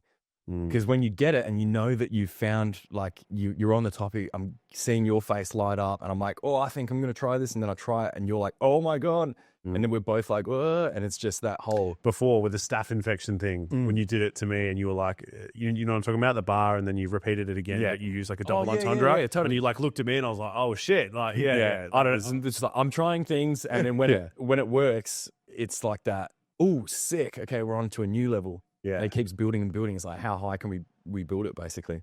Yeah, and that's the thing. Like, in person is where you're going to get that. Yeah. It's on a video. You're only seeing a cut little bit. Yeah, Like, it's so funny on that note. I remember it was like one of the best like fringe show interaction things that I personally think I did at the last season. I just put up a video of it. I was like, this will be sick. Like, there's the person saying the topic and the word, and then I do the freestyle. And I'm like, yeah, I know that I hit the bars, hit the thing, got the reaction, and it was wicked. And then someone in the comments just like, this guy sucks. And just like, just for hate in the comments because they're not there. They just think I've pre-written this thing. Yeah. But it's like a horrific, like, poor, context or topic. And they're like, why would you make a song about that? That's shit. I'm like, oh my God, you've missed the whole point of my freestyle. So it never translates unless you're there. What do you think about what Harry did with the Omegle stuff, though? That's killer because that Still interacting? you're so bang on right. I've debated with this with my mate Delby many a time. How do you engage people online and make them realize it's freestyle? You either post like a busking on the street because there's the in-person, you know it's live and direct, or you do the Omegle thing. Freestyle media only works if there's reactions because that's what people are watching for. They're watching like, can he pull it off for that person who's asked him to do it? That's the payoff for the. Which is why reaction content is like so popular now, right? Yeah. Like if you post the freestyle that we did together, but it was only me, only my camera angle, people are just gonna be like it. But if they see you reading a word and then it cuts to me then trying to rhyme it, people will be like, oh, can you do it? I think you're spot on with that, man, because I think the reaction content is grown wildly. Like you go on YouTube and those guys have like, some of them have like 5 million subscribers and they're just reacting to like movie trailers. Correct. And That's also the laziest form of. It is. It is. I'm sorry, but you're effectively a barnacle. A barnacle. Love that. Love speaking to dudes with high vocabularies because it's never not a word I have. They're lampreys. They just suck onto the bottom of a bigger fish. Well, meanwhile, I have another segment of this podcast where me and Connor react to men's health workouts and critique them. So same sort of thing. So, but then you're at least you're adding back.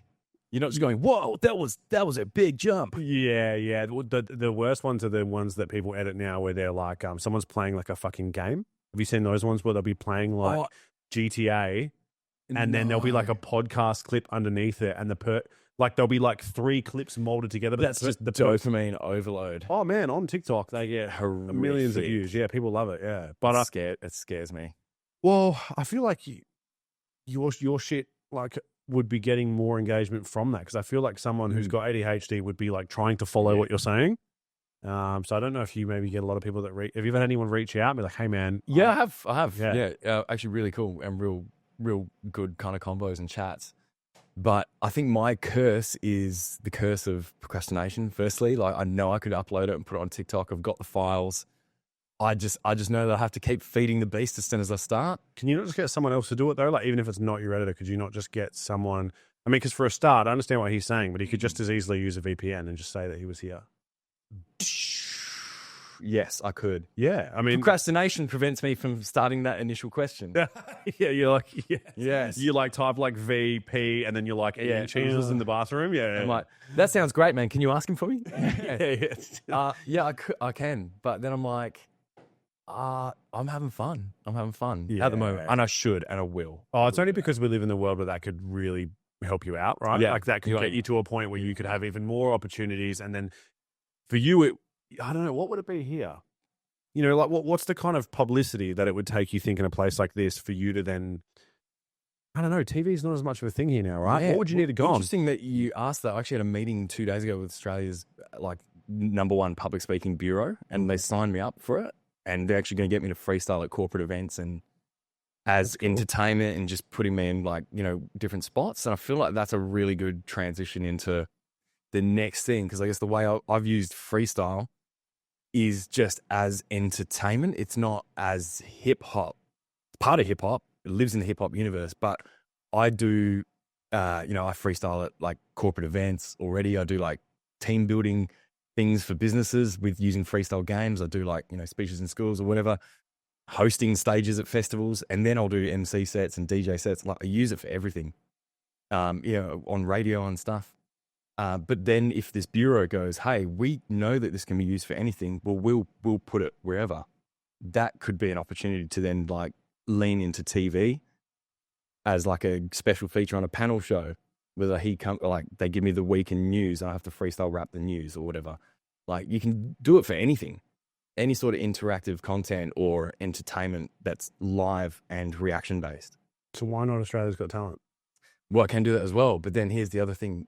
How much life does that have? Because once you see the party trick, so like if you're a singer and you have like a story, emotional story, as a singer, you can do so many different genres and styles and that. But as a freestyler, you're like, well, you know that he can make up rhyme and you know he can do it on the spot. How quickly will people be desensitized to that? Because you would use games though, right? You would use that is different true. forms Yeah, of doing it. Like, because what you're doing is really unique. But I'm not talking about progressing on the show. Like, you know why half the people go on there, right? Like, it's like Dragon's Den. Yes, They're not which is great. Well, they're I'm not, asking 10%. yeah, exactly, right? I want 10%, 10% of my freestyle. Oh, sorry, man. I've just had the revelation moment. I see exactly why you've asked that. Yeah, don't go on there to get, who fucking cares about True. winning? Like, that's the best exposure thing you can do. I mean, look at Josh and his son, right? Like, it's True.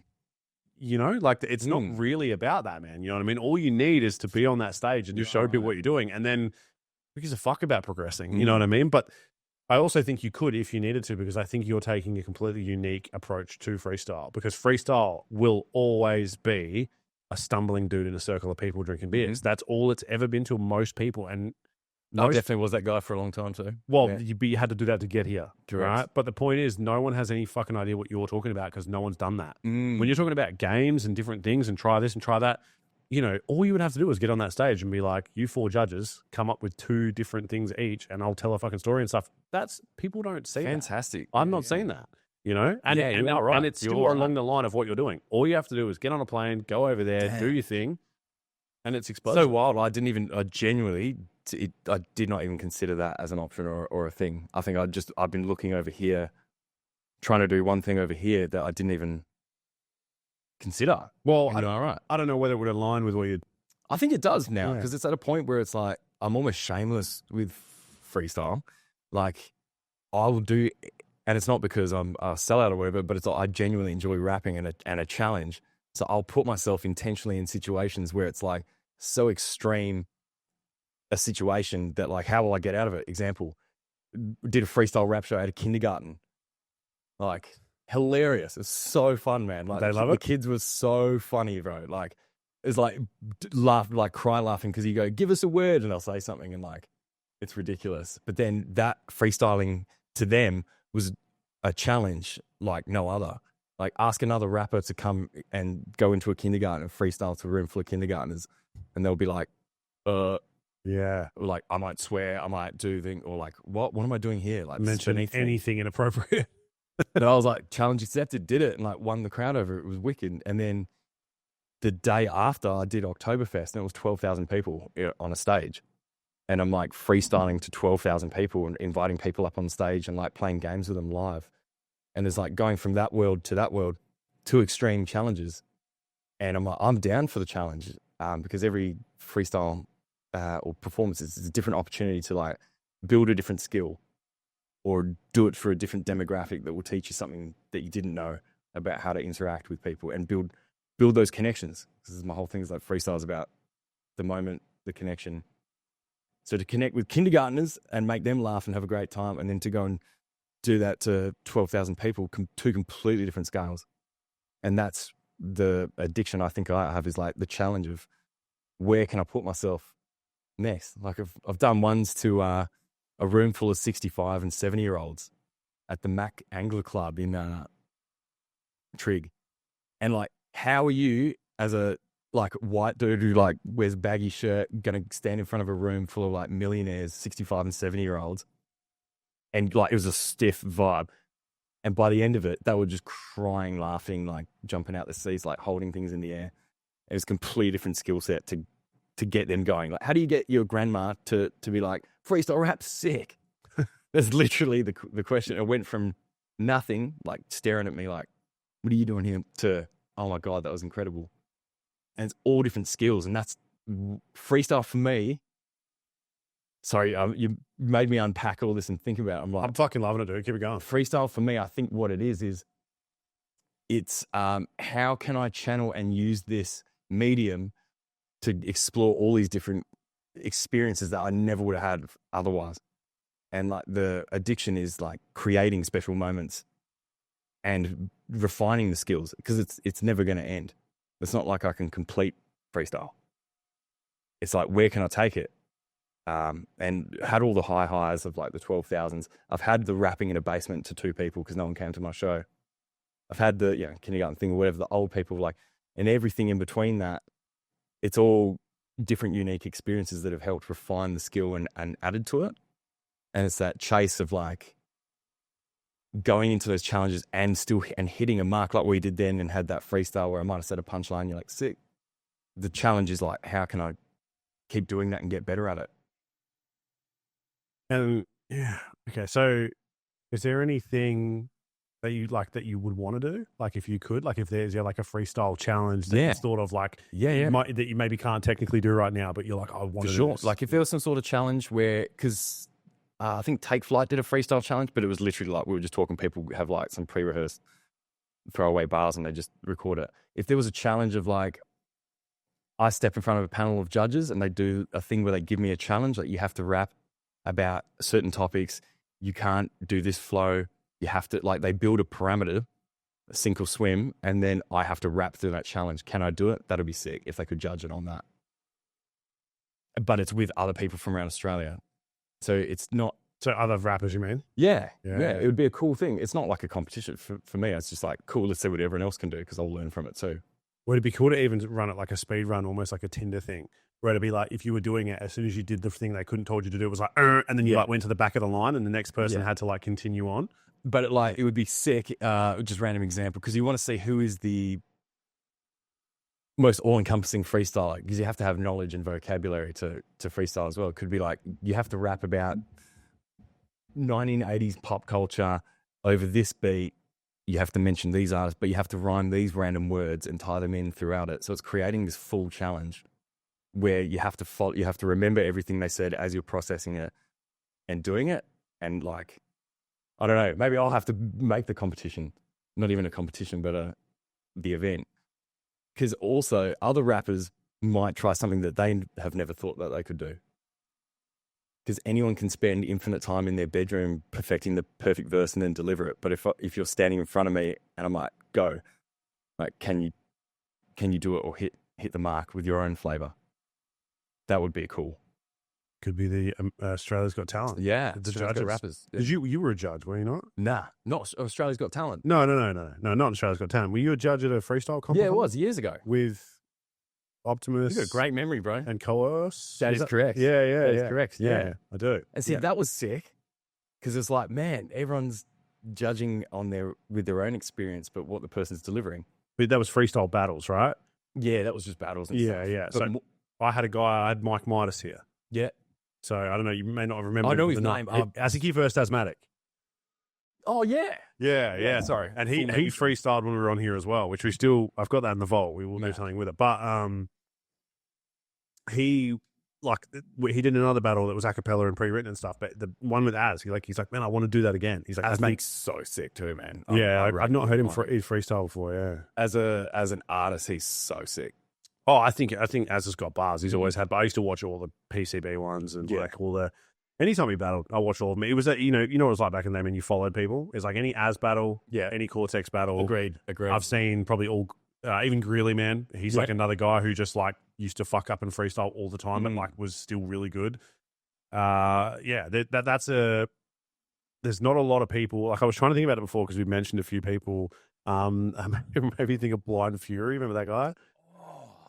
He was like, I do. He I used to remember all these names, man. he used to rap in the 106. Full blind dude. We used to wear the big shades.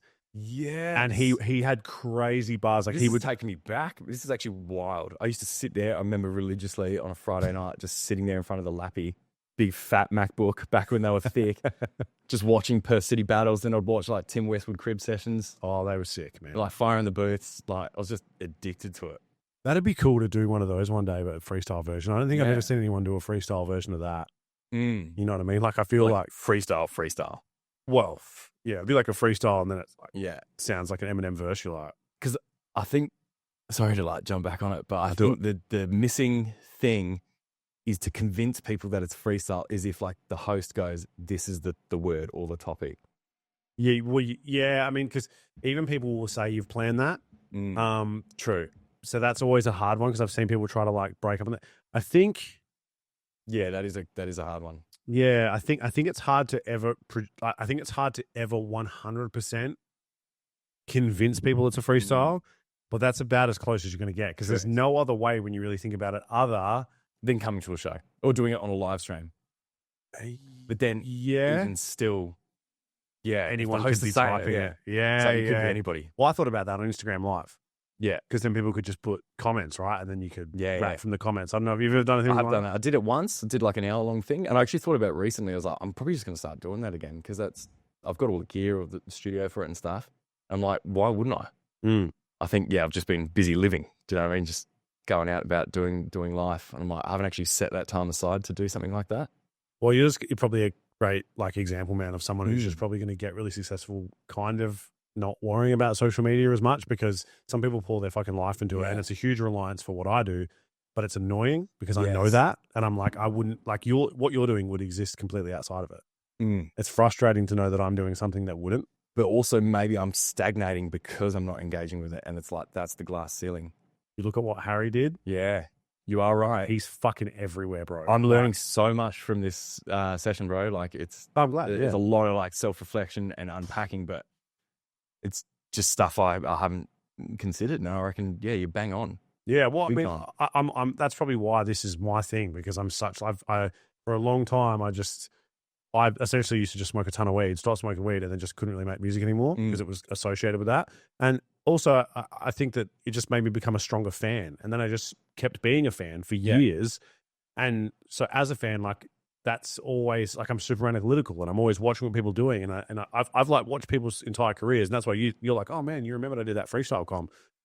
I know way too much about people that I've like never even met because I just love That's awesome. what people are doing, and I love hip hop, and I like how people approach their career. I like the passion behind it. You're saying you're learning a lot from this. I am, man, because Yeah. I couldn't write, and I kept having the same problem, and it was like almost everything you're describing, and not saying it's for the same reason, but it's made me realize like, fuck, man, I really have just been trying to like force myself to do it. Like, I'm not an angry rapper. I don't do that. Like, none of those things can work for me because it's not who I am. Yeah, I'm, like, exactly. almost 30. I've done a fuckload of growing up and maturing. It feels beneath me to like make a song about like my bars are better than your bars. Yeah, Like I just can't do it. That's you totally described why I just hopped off that thing. Because that's not me. It's not where I'm at. It's not what I'm doing. But you could have stopped entirely, and it's so good that you didn't because you obviously have found like a release. Resilience, brother. You just got to adapt and move and transition. And like, who knows? Maybe next year I could be like talking like, yeah, I'm not really doing comedy shows anymore. I'm more about like using freestyle to, I don't know, neurodiversity. I'm just making stuff up. But like, that's the thing. And the beauty is you'll always keep moving and adapting. Whereas there are so many talented and amazing MCs, guys that I grew up with even doing it, like they just stopped because it's like, well, I'm this person and I'm doing other stuff now, so I guess I'll just leave that here. And that's cool, and that like it makes sense for all their journeys and stuff. But they have a talent and a skill and that amazing thing that it's a tragedy that they didn't get to bring that and reapply it to a new thing that does serve where they're at in life, because they were and are still so talented. Fuck, man, this is I really like what we've touched on in this. Like, I feel like the way you're explaining things and how you're putting it into perspective is like super valuable for anyone who's maybe struggling with something, even anything completely unrelated to this in life. To just strip it back and just to remember that like what you're doing on the surface, it needs to be right from then moving forward. Don't feel like you just because you're 5 years into something. And I got under this, I was doing it with personal training. I was like, man, I've been doing this for 8 years. I have to keep doing it. And then I just sunk cost fallacy. Yeah. Yeah. I'd only just heard of that. I had someone say something like, just because you're doing it doesn't mean you should always do it. Like, no, what do they say? Just because it's, you shouldn't do it because it's all you've ever done. Yes. And I was like, Perfectly explained. Yeah. fuck. Like, it's so hard though. When I'm already here and I've invested all this time, I bought all the gear. yeah. It's like, well, yeah, you're not making anything with it, and I've sold all my, I've sold my drum kit, sold my bass guitar, sold blah blah blah, and then I ended up buying it again because that's what I wanted to do at the time. Then ended up selling it again. It's like just because you have it, you're not bound to it, and just because you've gotten rid of it doesn't mean you can't bring stuff back in. Like, well, I'm sure you still listen to heavy music, do? Sure do. Even yesterday. Well, it's cool, because like you mentioned it early.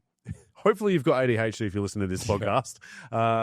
Yeah, you can randomize any part of this potty and you'll get something. Spotify's. Have you seen this? How Spotify does the reference thing? Yeah. So the Spotify is just gonna be like question marks through the whole thing. What do you have? Like three top metal bands. Whew, that's a hard one. Gave you three. So I'm definitely gonna say Bring Me the Horizon.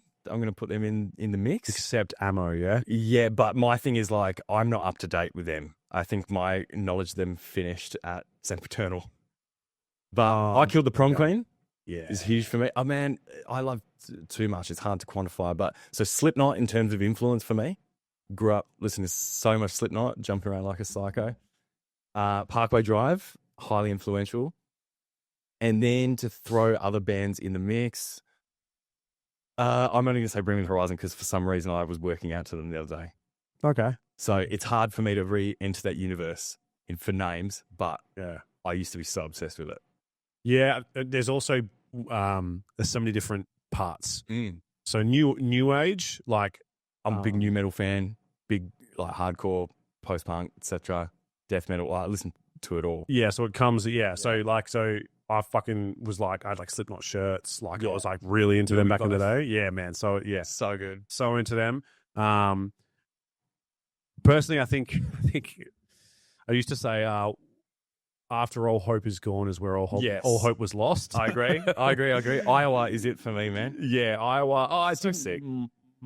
Is it volume 3? Volume 3 was amazing. Volume 3 was good as well, but like to me, that's where they started to soften. Correct. And then all hope is gone. They almost went back the other way like a bit. Stadium. It was then became like stadium anthems. Yeah, like psychosocial and and then they started doing that thing where they played all their songs faster live, and I was like, I kind of like this, but then it just went. I don't know if you've ever heard his son's band though. No, but they've been getting absolutely ripped on from what I've heard from like Nepo Baby kind of vibes. They have, but check them out. They actually kind of sound like Iowa a bit. Sick. Because they get a lot of shit. Like, I'm not even joking. They start with a V? Vended? Yeah, because it's Corey and Craig's kits. I think Craig was maybe like a percussionist or whatever. And then Corey's son is the lead singer, and they got shitty because people were like, oh, you sound like Slipknot. And they were like, we're our own band. I am 50% Slipknot, bro, genetically. I will send you, it's Nihilism is the one I really like. I'll send it to you, man, and you will laugh. You will literally... I've got to drive home, so like, let me run it. That sounds sick. You will laugh, bro. I'm not even joking. Literally down to like the fucking double kick drumming, to the like chord slide Mick Thompson through, like it's literally Slipknot. But the thing about it is everybody else is shitty and they're like, oh, we sound just like Slipknot. I'm like, thank God. Bring it back. We missed you. You sound like all the shit we used to love. Yeah. And then Corey went crazy and made a rap album, which I don't know if you... I don't know about that. See, I've fallen off so hard for that universe, but now I don't know what it is, and it's weird that you've brought up, hey, you listen to heavy music. I've just refound my love for heaviness over the last 2 weeks, and I've just gone back listening to just catalogs of like random, like older stuff. Yeah, and I started buying it all on vinyl. And like one of the first vinyls I bought was Killing with a Smile, Parkway Drive, which was like, I remember just that changing my whole game as a junior. Yeah. I was a big Horizons was my favorite album of theirs, but it's all good. But the documentaries are sick. Yeah, that was mad when that came out. Yeah, there's a few of them. There's a couple of older ones on YouTube you can find. That proves my age now. I'm like, what? There's a couple. Well, you're talking about Viva La Underdogs or whatever, where they were. Yeah, the OG DVD that Parkway brought out. Nah, so Viva La Underdogs? That came out in 2018 maybe, and that's about how they went to Wacken in Germany and played live there. I'll have to check that. That sounds sick. That's wild, bro. That's where they play like Bottom Feeder and some of their new stuff. But what was I fucking saying? We were talking about that. We were talking about Slipknot. Oh yeah, Corey Taylor made an album and he came up with a project called CMFT. It stands for Corey motherfucking Taylor. I'm not joking. Okay. And it's a rap album. It's got Tech 9 on it. Wow. Bro, it's wild. And he's rapping. He's not screaming. He's rapping. It's okay. Not great, but interesting. It's hilarious to listen to. Like he's staying in his lane for a bit. You will like props to the guy, man. But it's just like you're like, oh yeah. Here's the thing: you're fucking amazing at something. Why be average at something? Just be the amazing. But then again, everyone has right to do their own projects. Yeah. But you will appreciate joy. That's fine. But if it's also backed by a major label and pushed down your throat, then yeah, look, you'll appreciate it. It's perfect because you like Slipknot and you rap. But I don't want to ruin Slipknot. You won't. It'll be fine. But so Slipknot went hard, and obviously Parkway back in the day and all the stuff. I was a really big fan of Pantera. Same. Yeah, they're just crank. Pretty much any essential band. When I say essential, like your big major guys, I'm a major fan. Yeah, like Mudvayne. Of course, one of my favorite bands, LD50. Oh yeah, Eternal Primates Forever. Dig. Yeah, dude, that was one of my favorites. Yep. Eternal Primates Forever. It was Yeah, I remember jumping around to it. I'm listening to it. Like major metal fan, bro. Yeah, sick. Really Yeah, well, the newer stuff is now it's hard because it's not the same anymore. So for me now, it's more like Polaris, Era. So sick. Northlane. Yeah, Era. Yeah, I really Alpha like. Wolf. I like my missus really likes Alpha Wolf. Yeah. I prefer Wage War, but I like both. There's a band called Throne. Have not heard. No. They're fucking nuts, bro. I'll hit you with some links. And then on the way home, metal gig I went to, I went and saw Chelsea Grin. Oh yeah, okay. And Speed. They're like a rap rock thing. They were mad. Yeah, okay. Sorry, not Speed. There is a band called Speed. Yes, there is. Sorry, and that's probably why I've mentioned it. I'm not going to guess the other band's name. I'm going to get it wrong, but I'm going to say Chelsea Smile. That was so sick. Yeah, okay, that'll be fucking mad. Chelsea Green. Yeah. I actually I didn't like them back in the day, but I actually like Make Them Suffer's new stuff. Yeah. They're really good, man. It's they got layers as a metal band. They do. I felt Nick his guitar strings when I was at Cosmic working at music stores years ago. Yeah. So you still work at a music store? No, not anymore. I don't. So I work for. I'm a business development manager for a wholesaler. So basically, I represent all these music brands now, and I sell them to music stores. Whereas previously, before that, I ran Manny's Perth. Well, not ran, but managed Manny's Perth. Not familiar. Big music store on Loftus Street. Store DJ. Store DJ. Yeah, so I was the manager of that for 2 years, and then when Manny's came to town, I helped set up that shop and managed it. Prior to that, then I was at Cosmic Sound for 7 years. So basically worked in music for 13 years, 14 years. You know Daniel Ray? Yeah, I do. I played a show with him. Okay, yeah. I recorded one of my songs at his house once, and I haven't seen him ever since. I haven't seen him ever since, so I recorded a song with him too. There you go. I have one of his CDs as well. Yeah. My brother knew him through music somehow. I played at his album launch. It was one of the first shows I've ever done. Sick. Yeah. Wow, that's cool, man. Yeah, it was. Yeah, we had. We definitely have like the I don't know what to say it.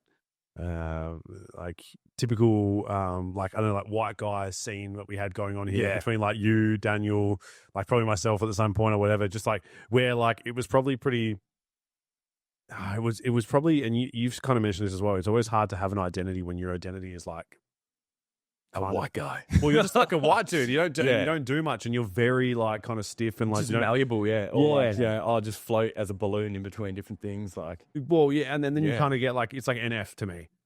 I like NF. And you familiar with NF? NF? Yeah.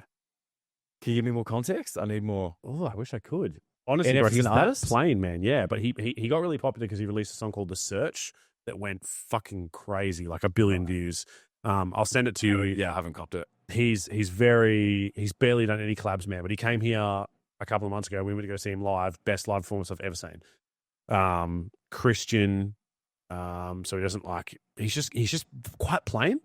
But his music videos and everything are really insane. I feel like as an artist, you'd appreciate him. But same kind of problem. Like I'm struggling because if I'm like Hobson, it's like Oh yeah, the eye branding contacts. is the Yeah. like heavy branding, man, is definitely the fast track. Unfortunately, some artists only have branding, like 6ix9ine. I don't know. yeah. Just- Oh, dude, all I can think of is like the hair and like the dumb Yeah. teeth, and I couldn't name a song. There's some great YouTube channels of like the video documentaries on just people will be like top 5 like rappers that just burnt out or whatever, but they're like super image based. Some of these people that come out, like that one guy, I don't know if you saw, he got the gold? like the implant gold dreadies, and before he even made a song, and then he started with that, like, so he blew up because of how he looked, not because of his music.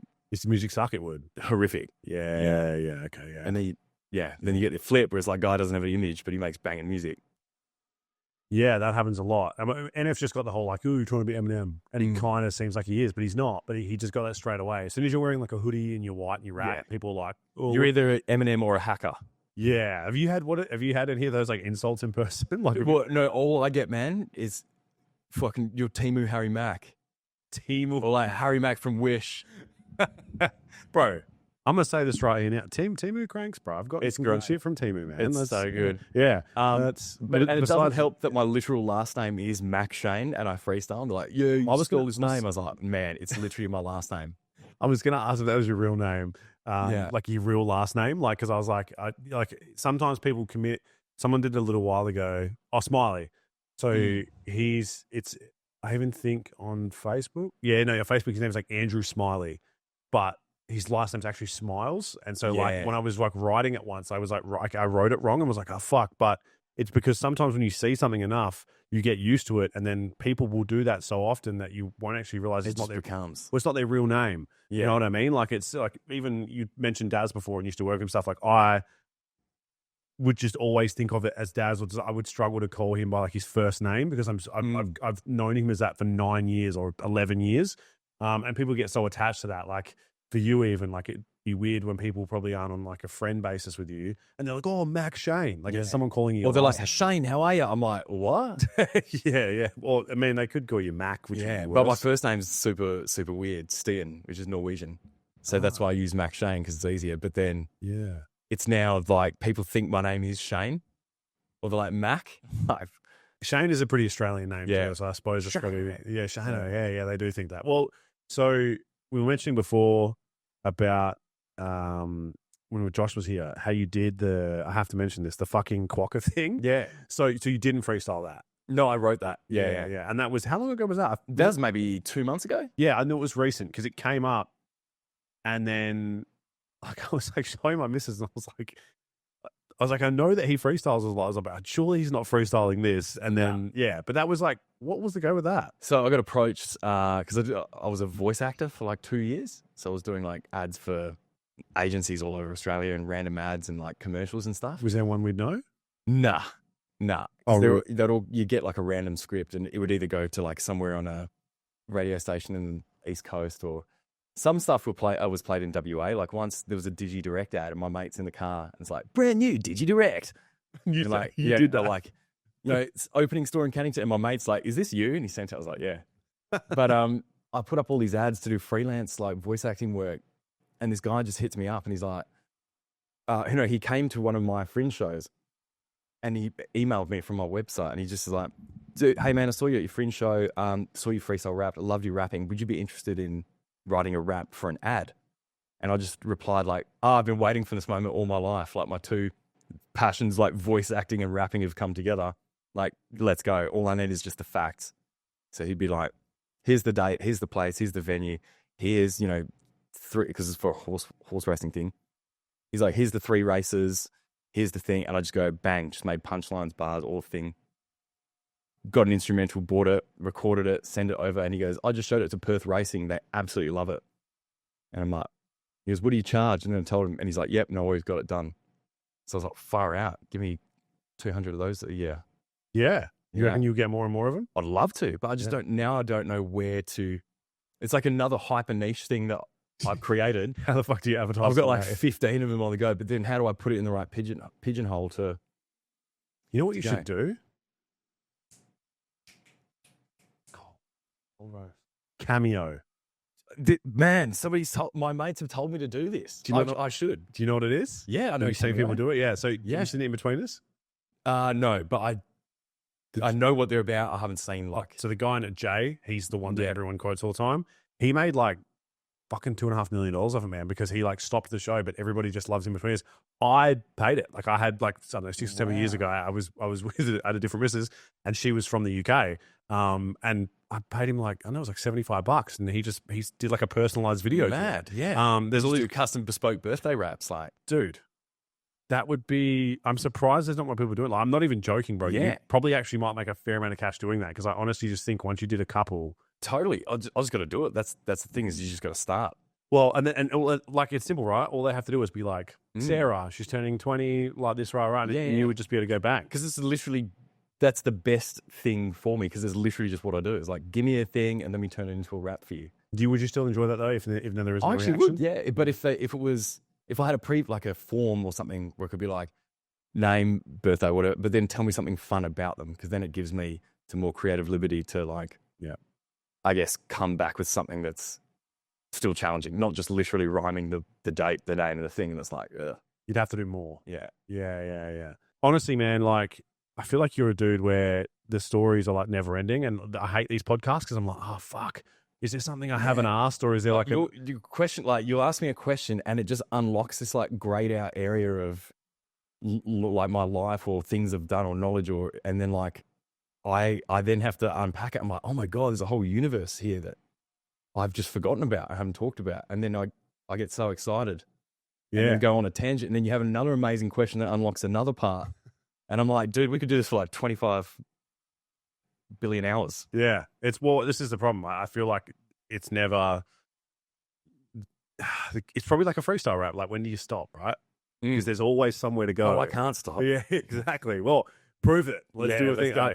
I think, honestly, man, I think you're a fucking unique dude, and I'm Thanks. so glad that I got to meet you today. I feel like I've known who you are for years, but content shapes perspective really weirdly. So I never got who you are through any of the videos I've seen. Yeah. Not that you're presenting yourself in a bad way, but you're always kind of just like doing something and seemed like a fun guy. And I'm like, oh, cool, he can have a joke and stuff like that. But when you meet someone and you like, this is why I do this, when you experience someone's passion like firsthand and hear them talk about what they love and hear someone talk about like what they're doing with their life, that's like my thing. Yeah. Your thing is like the reaction. For me, it's like connecting with another human being that's like, I'm passionate about this and this is what I love. I've had conversations with people who aren't passionate and I feel like fucking trash afterwards. Yeah. So when I speak to someone who's like super passionate about something and they're doing something with it and you're telling me all these fucking cool stories, and like now I'll be on like a fucking Mac Shane binge for a week. Yeah. Well, dude, I feel like I'm going to leave here today. I'm going to be like supercharged. Yes. Like, yeah. I'm inspired. I'm actually motivated. I'm significantly more motivated than when I was before I came in here today. Like, I've reframed a lot of the stuff and gone, yeah, you are right. Maybe I should do that. Or maybe I should put my energy here. You've also made me dig up a lot of things that I've forgotten that I love, like metal. Do you know what I mean? It's like I've like scratched at it, but I'm like, yeah, I'm going to play some metal on the way home. Sick. Like, you've added a lot. Like, this conversation's added a lot back into my life. Well, I'll annoy on you top. with a lot of links. So Please, yeah, please. So you've got something to, but if you, right here, right now, I'm going to do it on the record. So if you don't do Cameo, and it doesn't in the direction that you're going, can you just do one for me and I'll still pay you? Because like, That's fine. it'd be the best birthday We can do present for that. my missus or something. That is absolutely fine. Yeah, bro. actually, my brother would love it. And so yeah, if we could do that, that'd be fantastic because he would just be like super stoked. Done. with Like, that. trust. Yeah, awesome. Yeah, look, man, like I'm gonna start. I want to come to one of these events. I want fucking other people to go to them. You've got one coming up. You just mentioned. So there's Flow State, which is the one I'm putting on at the Ellington, Flow State Freestyle. So I'll give you some links.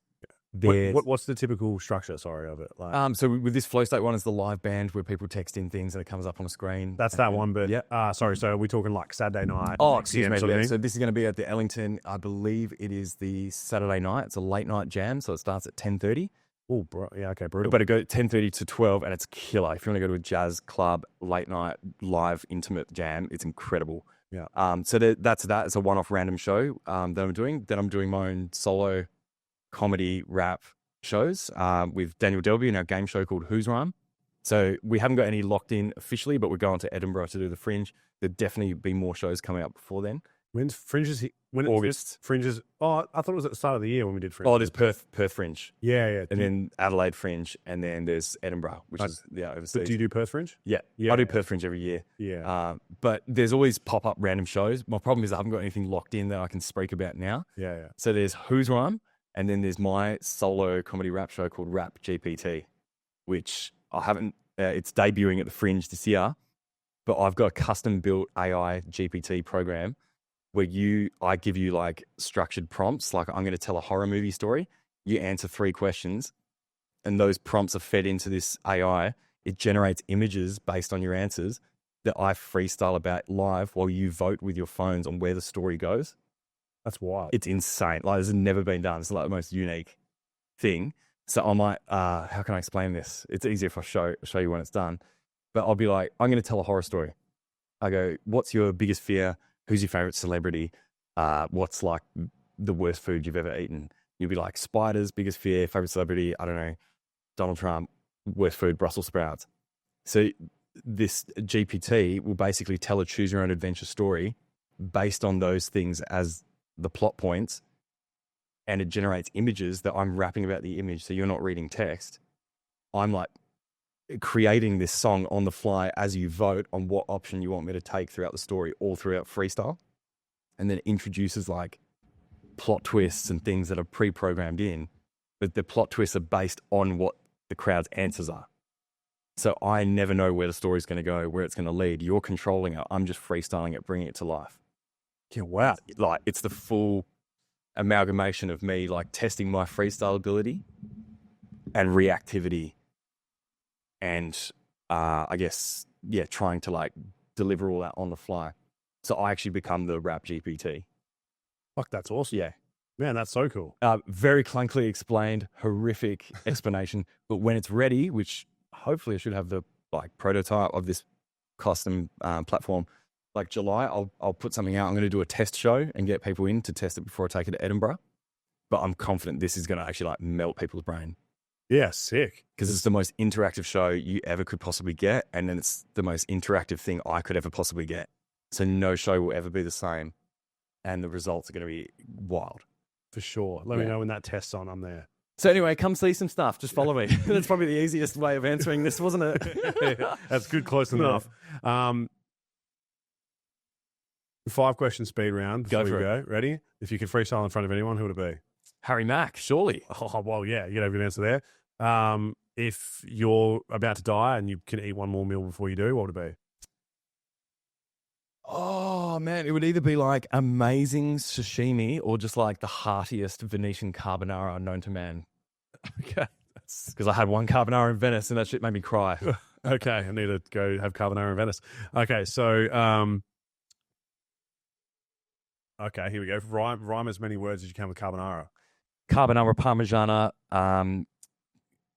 Hold on a second, my brother. You really want an answer, but I'm moving faster, harder, eating pasta, carbonara Parmigiana. Parmesan. No, there we go. We're good. I think I've melted my synapses. Probably, yeah. I'll put you on the spot. So if you could spend a day with anyone and just be around someone for 24 hours, who would it be? Because you like reading, right? So it could be any story. They can be alive or dead, and they don't have to be real. They can be fact or fiction. Nicholas Tesla. Fucking cool answer, bro. Like, get me into your brain. That man, or Da Vinci. Actually, I know it's a very like ridiculous left field answer, but I just want to see what he was cooking with back then. My man was operating on a different frequency. I like it. Yeah. Okay. And if you could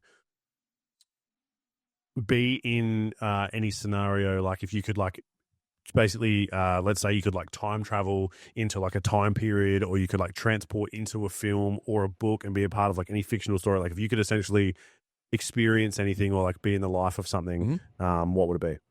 That's actually an easy one for me, weirdly, because I just recently came back from this dive trip to Raja Ampat, which is like the world's most beautiful, healthy coral reef. Mhm. That place changed my life diving, but the health of the world's reefs, like, I actually saw the actual effect of it, and it's not what it once was. If I could experience anything is transporting me back to that exact place 100 years ago before the Industrial Revolution and just experience it before we started messing with the recipe, like that place alone, where what I saw now, life-changing, like beauty underwater. But to go back then before we started doing what we're doing now, like to experience that would be surreal. Cool. I know it's a weird answer. No one was expecting it when you're interviewing about freestyle rap, but man, like, yeah, what I saw on this dive trip, best, healthiest coral reefs I've ever seen, but they were bleached and bleaching. Now, if I was to go back to before it started and see it then, that would be insane. Yeah, sick. I love that answer. It just came to me straight away. I'm like, I'm not going to come with some big, grand, amazing, like, left of field thing. That's literally it. I think most people appreciate that answer. I did. Yeah. I liked it. Man, it has been a pleasure talking to you. I'm looking forward to seeing you live, and I hope everyone else can as well. They can follow you at Max Shane on the mic. Yep, at Max Shane on the mic. All over YouTube. I'm trying. My homie from the Philippines is helping out. Maybe on TikTok after this convo, maybe on Cameo after, but at Max Shane on the mic. Just come and see me in person, bro. It's a lot easier that way. Awesome. Man, Yeah. great to speak to you. Hopefully again another day.